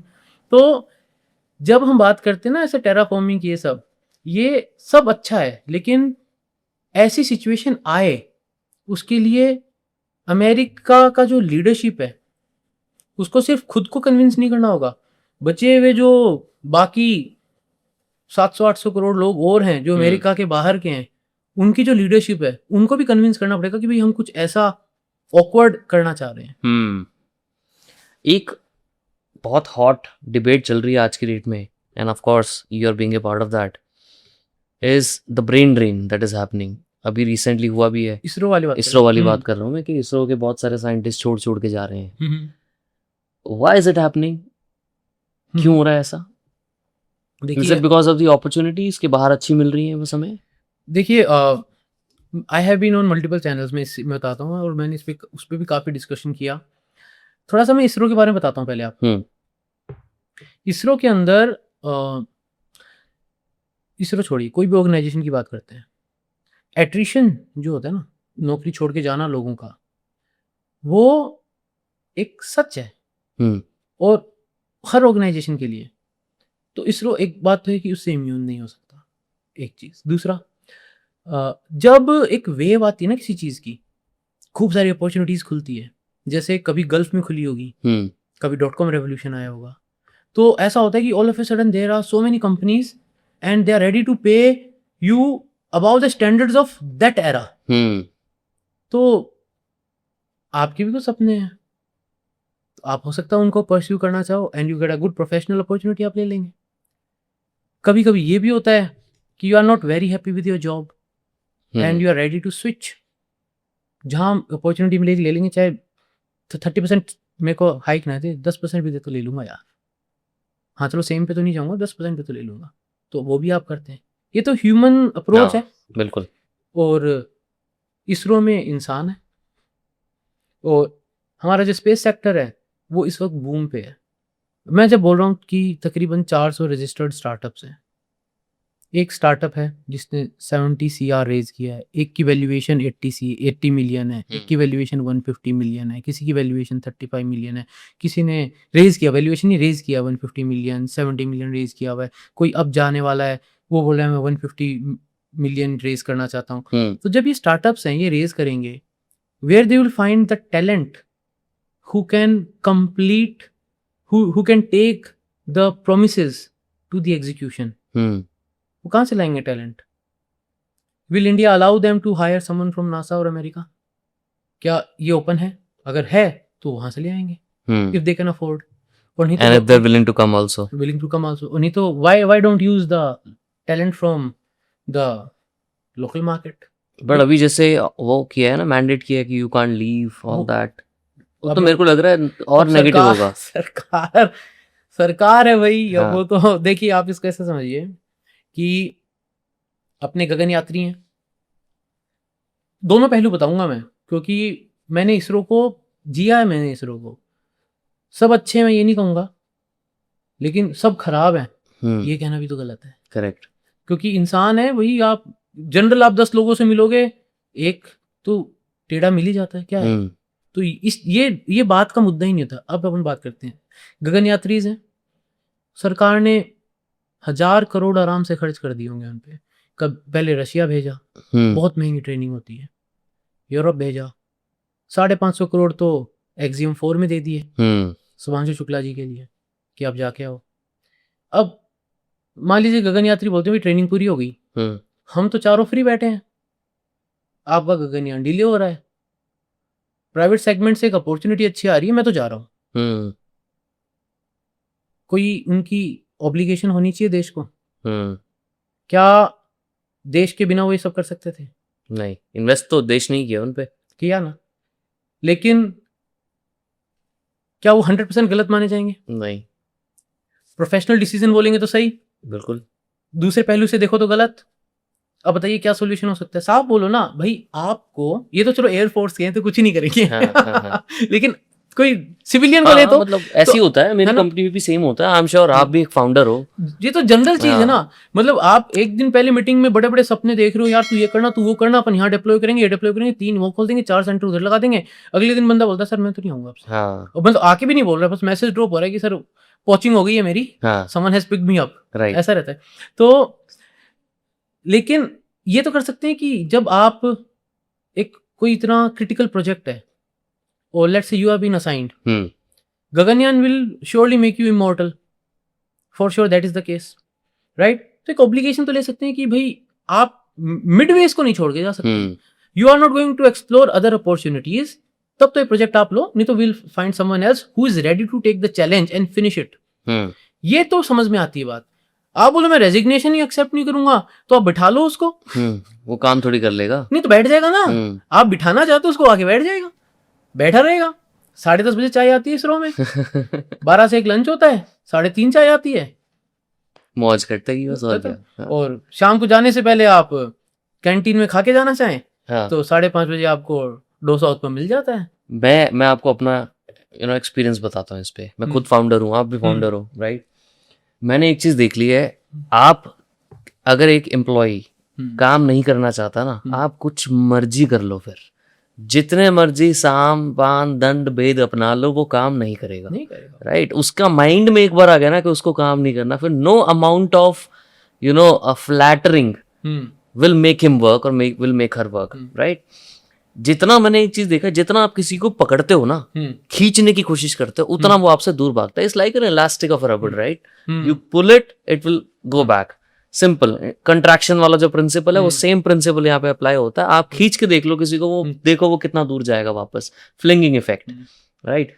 हमने एक चीज ऑब्जर्व की है, लाइफ में भी देख लो आप इसको, आप बेशक रिलेशनशिप में अप्लाई कर लो, बेशक आप अपने स्टार्टअप में अप्लाई कर लो, बेशक आप एक बड़ी एमएनसी में अप्लाई कर लो, बेशक इसरो में अप्लाई कर लो, कहीं पे भी for that matter, that culture जब उस ऑर्गेनाइजेशन का इतना अट्रैक्टिव होता है ना, तो लोग उस कल्चर से जुड़ते हैं, राइट? जोमैटो का कल्चर है एक कि भाई यहाँ पे मेरे को फ्रीडम मिलती है कि मैं आज के आज भी अगर छोड़ना चाहूँ ना, 7 दिन में मैं छोड़ के जा सकता हूँ। आई वॉज हायरिंग समवन, अभी अपनी रिसेंटली मैं किसी का इंटरव्यू दे रहा था, वो जोमैटो से थे, राइट? तो मैंने उनसे पूछा कि आप कितना टाइम आपको मतलब नोटिस पीरियड है, how long you will take to come and join us? तो उसने बोला मेरा कोई नोटिस पीरियड नहीं है, मुझको वैसे 1 दिन ही लगेगा कि मैं छोड़ के जाना चाहूँ तो मैं छोड़ सकता हूँ और कल से ज्वाइन कर सकता हूँ, but it is my responsibility and a moral obligation, not a legal obligation. अब मॉरल ऑब्लिगेशन कि मैं 7-10 दिन रुकना चाहूंगा और हैंड ओवर करके जाना चाहूंगा।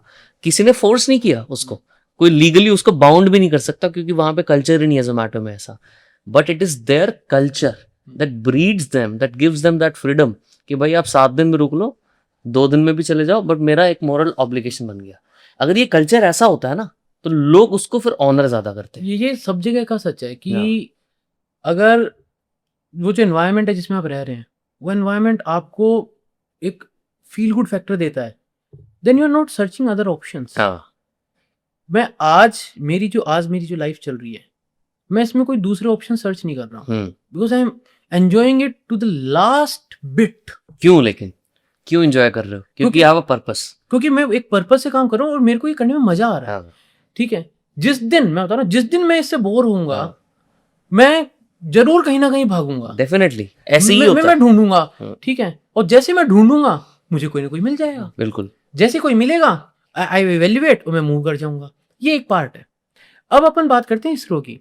इसरो से लोगों ने छोड़ा। आप देखिए वो जो ऑर्डर है ना, ऑफिस मेमोरेंडम जो आया हुआ है, वो है कि रेजिग्नेशन एंड वीआरएस, उनको स्पेसिफिकली मेंशन करना पड़ा है। रेजिग्नेशन होता है जैसे हम जल्दी छोड़ के आ गए तो मेरा रेजिग्नेशन है, मैं 25-30 साल की नौकरी दे के आऊंगा तो मैं वीआरएस लूंगा, क्योंकि मेरे को इसरो से कमिटमेंट्स मिलेंगे जो उनके प्रोमिसेस हैं।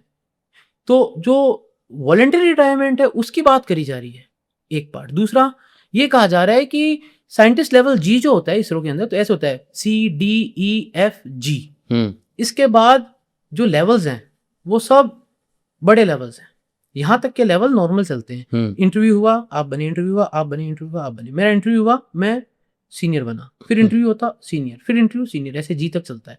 पहले यहाँ तक के रेजिग्नेशन उस सेंटर के डायरेक्टर के पास अथॉरिटी थी कि आप देख लो। अब बोल दिया नहीं, इवन एंट्री लेवल बंदा भी रिजाइन करे तो डिपार्टमेंट पे भेजो, अच्छा, केस बाय केस एनालाइज किया जाएगा। यानी क्राइसिस जो इसरो में अभी हुआ होगा वो ये होगा, ये एक्चुअली, और ये ऐसे नहीं हुआ कि एक ही दिन में हुआ, मतलब ओवर द पीरियड ऑफ हाँ, फ्यू मंथ्स हुआ है। 2-4 साल लगते हैं इसको हाँ। होने में। हाँ, तो ये जो पैटर्न है वो ये है कि कुछ लोग जेन्युइनली स्टार्टअप्स में गए होंगे, कुछ लोग परेशान होके गए होंगे।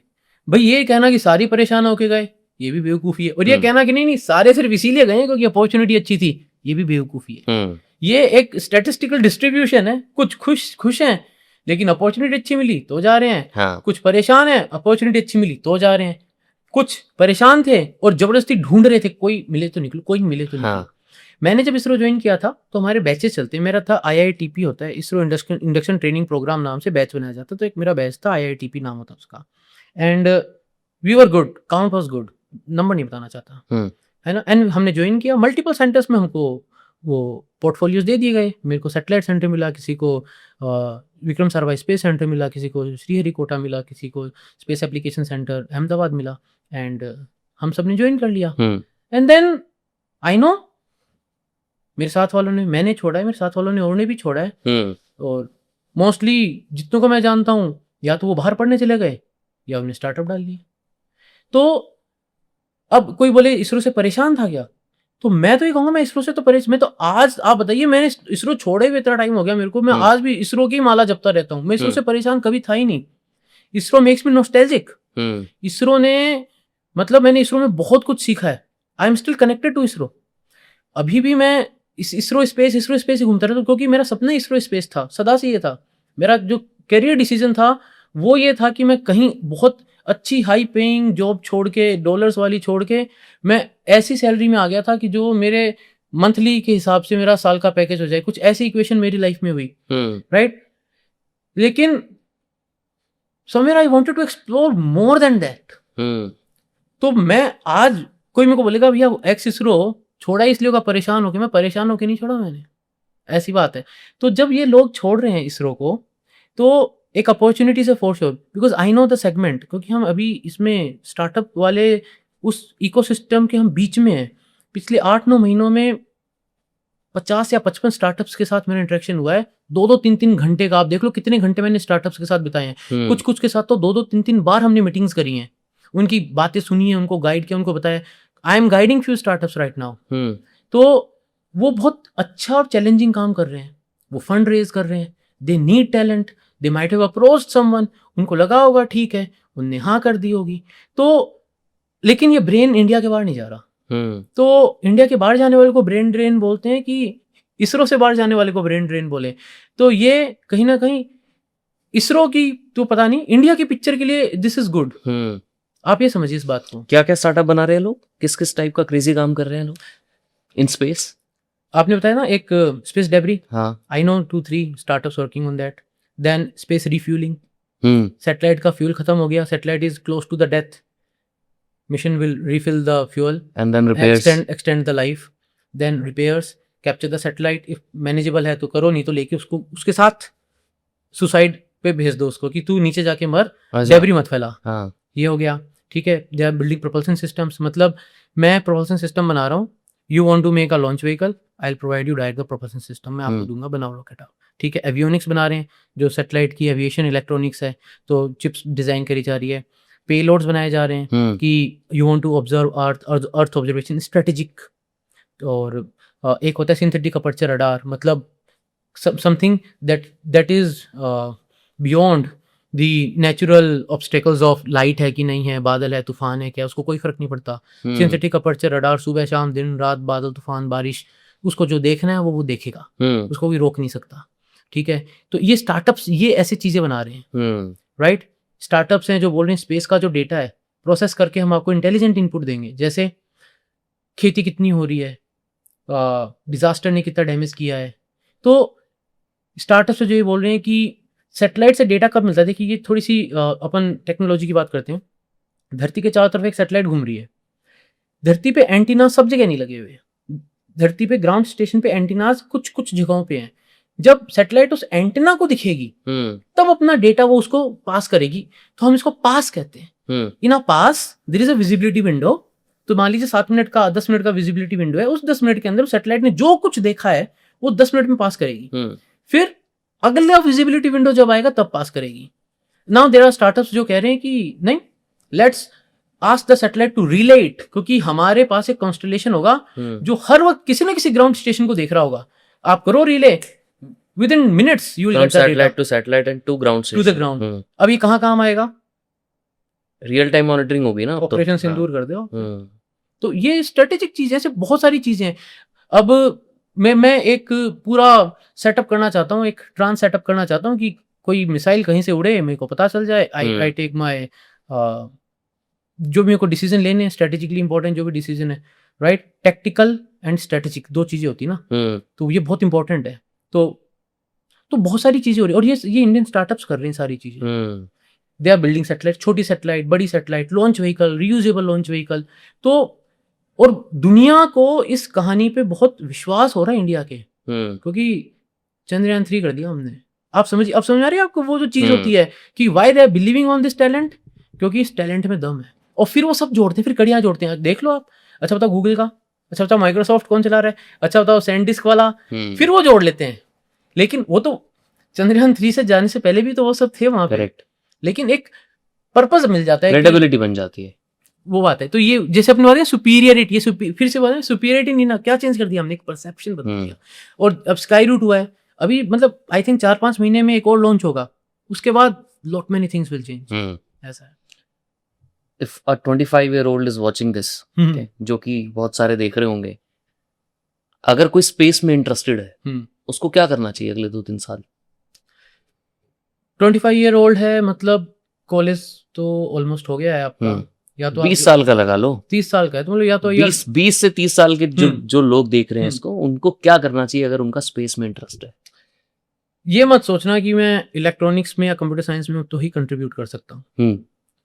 रॉकेट साइंस की खास बात यह है कि उसको फिजिसिस्ट भी चाहिए, उसको केमिस्ट्री का भी बंदा चाहिए, उसको मैकेनिकल इंजीनियरिंग भी चाहिए, उसको इलेक्ट्रॉनिक्स भी चाहिए, उसको कंप्यूटर साइंस भी चाहिए। तो understand the sector and you can surely contribute. और अगर कोई आइडिया है तो ये वो टाइम है, ये वो फेज है इंडिया का जहाँ पे अपने आइडिया को एक शेप दो। You can build a team, you can build a startup. ये इंडिया भी उस फेज से जा रहा है, क्योंकि मैं जिन बच्चों से मिलता हूँ, और हाँ, ये कन्फ्यूज़न अगर आपको हो कि IIT का ही होना ज़रूरी हो, तो there are few really good and promising startups जो कि IIT से नहीं है। तो क्या ना, मिसकंसेप्शन बच्चों की होता है। मैं तो सर Tier 3 कॉलेज से हूँ, हमारे तो इसरो की पूरी टीम ही Tier 3 कॉलेज की होती है। ऐसे तो कैसे काम चलेगा? निम्बस में आप क्या क्या करते हो? वेराइड ऑपरेशंस है हमारे। We are into teaching and we do MOUs with colleges and institutes. हम स्कूल लेवल पे बच्चों की वर्कशॉप्स करते हैं, एंड डीप टेक के अंदर हम स्पेस एंड क्वांटम, इसके अंदर स्किल डेवलप करते हैं। Nimbus is right now preparing something very futuristic in the terms of how to take the dreams from the classrooms to orbit. And वो जब time आएगा तब प्रॉपर अनाउंसमेंट होगा। And we are nurturing startups, mentoring startups, helping them in their seed round phase from ideation to the definition of their viable products. तो and obviously मेरा भी YouTube channel है। तो मतलब ये वेराइड सारी चीज़ें हैं जो हम कर रहे हैं, but specifically mostly space segment and quantum को लेके करते हैं। But anyway, a lot of interesting stuff. Thank you for being here. मजा आया मुझे भी। Thank you so much. And next time जब हम मिलेंगे तो हम क्वांटम के ऊपर ज़रूर बात करना चाहेंगे. That's a very fascinating thing. मुझे खुद को बहुत सारे उसमें तो इतनी applications हैं क्वांटम के अंदर, and बहुत bizarre and weird concepts भी हैं. One of the thing that I was reading about is quantum manifestation. Right? बहुत सुनने में बहुत weird लगता है. Obviously अब क्वांटम में नॉर्मली क्या है कि एक स्टेट है, जब आप ऑब्जर्व कर रहे हो तो उसकी रियलिटी चेंज हो रही है, right? Until you are not observing it, the reality is not changing. That's basic principle of the quantum, right? अब मैनिफेस्टेशन में ना लोग क्वांटम घुसा रहे हैं. और वो कैसे घुसा रहे हैं कि आप मैनिफेस्ट करते हो, मैंने कुछ चीज मैनिफेस्ट की, तो क्योंकि मैं मैनिफेस्ट करके उसको ऑब्जर्व करने की कोशिश कर रहा हूँ ना, तो मैं क्वांटम के थ्रू उसका स्टेट चेंज कर रहा हूँ. देखो अपन ये एक जस्टिफिकेशन आ रहा है. मैनिफेस्टेशन को साइड में भी रख दें और सिर्फ क्वांटम की बात करें. Any electron that is right now a part of your body, there is a finite probability कि वो यूनिवर्स के एंड पे भी मिल सकता है. हाँ, correct. Still being in your body. या तो जब मैनिफेस्टेशन और फिलोसॉफिकल पार्ट को छोड़ दो, लेकिन your electron has that capability कि कहीं वहीं जाके भी कुछ हड़कंप मचा दे. एग्जैक्टली. और इसके लिए कोई भी फिजिसिस्ट मना नहीं करेगा, क्योंकि ये स्क्रोडिंजर साहब का बोला हुआ है कि भैया वेव फंक्शन है एक, और वो इन्फिनिटी तक आपको मिलती है, उसकी नॉन जीरो प्रोबेबिलिटी है. वो वहां पे है या नहीं वो बात की बात है, बट वहां पे हो सकता है कि नहीं हो सकता, ये सच है. ये तो सच अगर आपका इलेक्ट्रॉन कि मैं इन्फ्लुएंस कर सकता हूँ कि नहीं कर सकता हूँ, वो सच है. वो सच है. तो लगाओ जोर. हाँ. करेंगे कभी इस पे भी बात. बढ़िया, interesting. Thank you so much. Pleasure was mine. मुझे एक बात समझ में आई पूरा एपिसोड करके कि स्पेस सिर्फ पैसे का गेम नहीं है, स्पेस सुप्रीमेसी का गेम है. अगर कोई कंट्री स्पेस में अपना नाम करती है ना, तो उस कंट्री का जो परसेप्शन है ना, वो चेंज हो जाता है. मतलब लोग उस कंट्री के लोगों को, उस कंट्री की टेक्नोलॉजी को, उस कंट्री के पूरे एक इमेज को अलग तरीके से देखते हैं. जब चंद्रयान सक्सेसफुल हुआ तो पूरा वर्ल्ड हमें देख रहा था कि इस इंडिया में कुछ दम है, इंडिया सक्सेसफुल मिशन कर सकता है, इंडिया की टेक्नोलॉजी में दम है. और उसकी वजह से हमारी आसपास के जितना भी सेक्टर था, जितनी इकोनॉमी थी, जितने लोग उस सेक्टर में काम कर रहे थे, नॉट जस्ट दैट, उसके आसपास की और भी जो टेक्नोलॉजीज थी ना, उनको भी बूस्ट मिला. क्योंकि जब एक सेक्टर में आप अच्छे होते हो ना, तो फिर बाकी के लोग आपको बाकी सेक्टर्स में भी अच्छा मानने लगते हैं. और वही होता है परसेप्शन का गेम. तो इस पूरे एपिसोड में मेरे को ये समझ में आया कि स्पेस परसेप्शन का बहुत बड़ा गेम है. स्पेस अगले 5 से 10 साल में बहुत powerful strategic and economical resource बनने वाला है इंडिया के लिए. एंड कैसे इसके अंदर आने वाले 5 से 10 साल में multiple $billion and may be if you are that lucky even deca $billion companies निकल के आएंगी. और अगर आप स्पेस से थोड़ा बहुत भी इंटरेस्ट रखते हो और जुड़े रहना चाहते हो, तो this I believe would have been a worth watch to you. अगर आपको अच्छा लगा तो मुझे बताना कमेंट में कि क्या स्पेसिफिक आपको इंटरेस्टिंग लगा उस पूरे एपिसोड में, और आप कौन से अगले गेस्ट को देखना चाहते हो इस पॉडकास्ट में, मुझे ये भी बताना. एंड इस चैनल को सब्सक्राइब कर लेना, फॉलो कर लेना हमें इंस्टाग्राम पे भी, हम वहां पे भी शॉर्ट फॉर्म कंटेंट डालते रहते हैं इस चैनल से रिलेटेड, इस पूरे एपिसोड से रिलेटेड. एंड बताते रहो, फीडबैक देते रहो कि क्या अच्छा कर रहे हैं, ताकि उसको और ज्यादा करते रहें, और क्या ऐसी चीज है जहां पे हम इम्प्रूव कर सकते हैं ताकि हम उसको और बेटर कर लें. तो मिलते हैं अगले एपिसोड में. Thank you so much.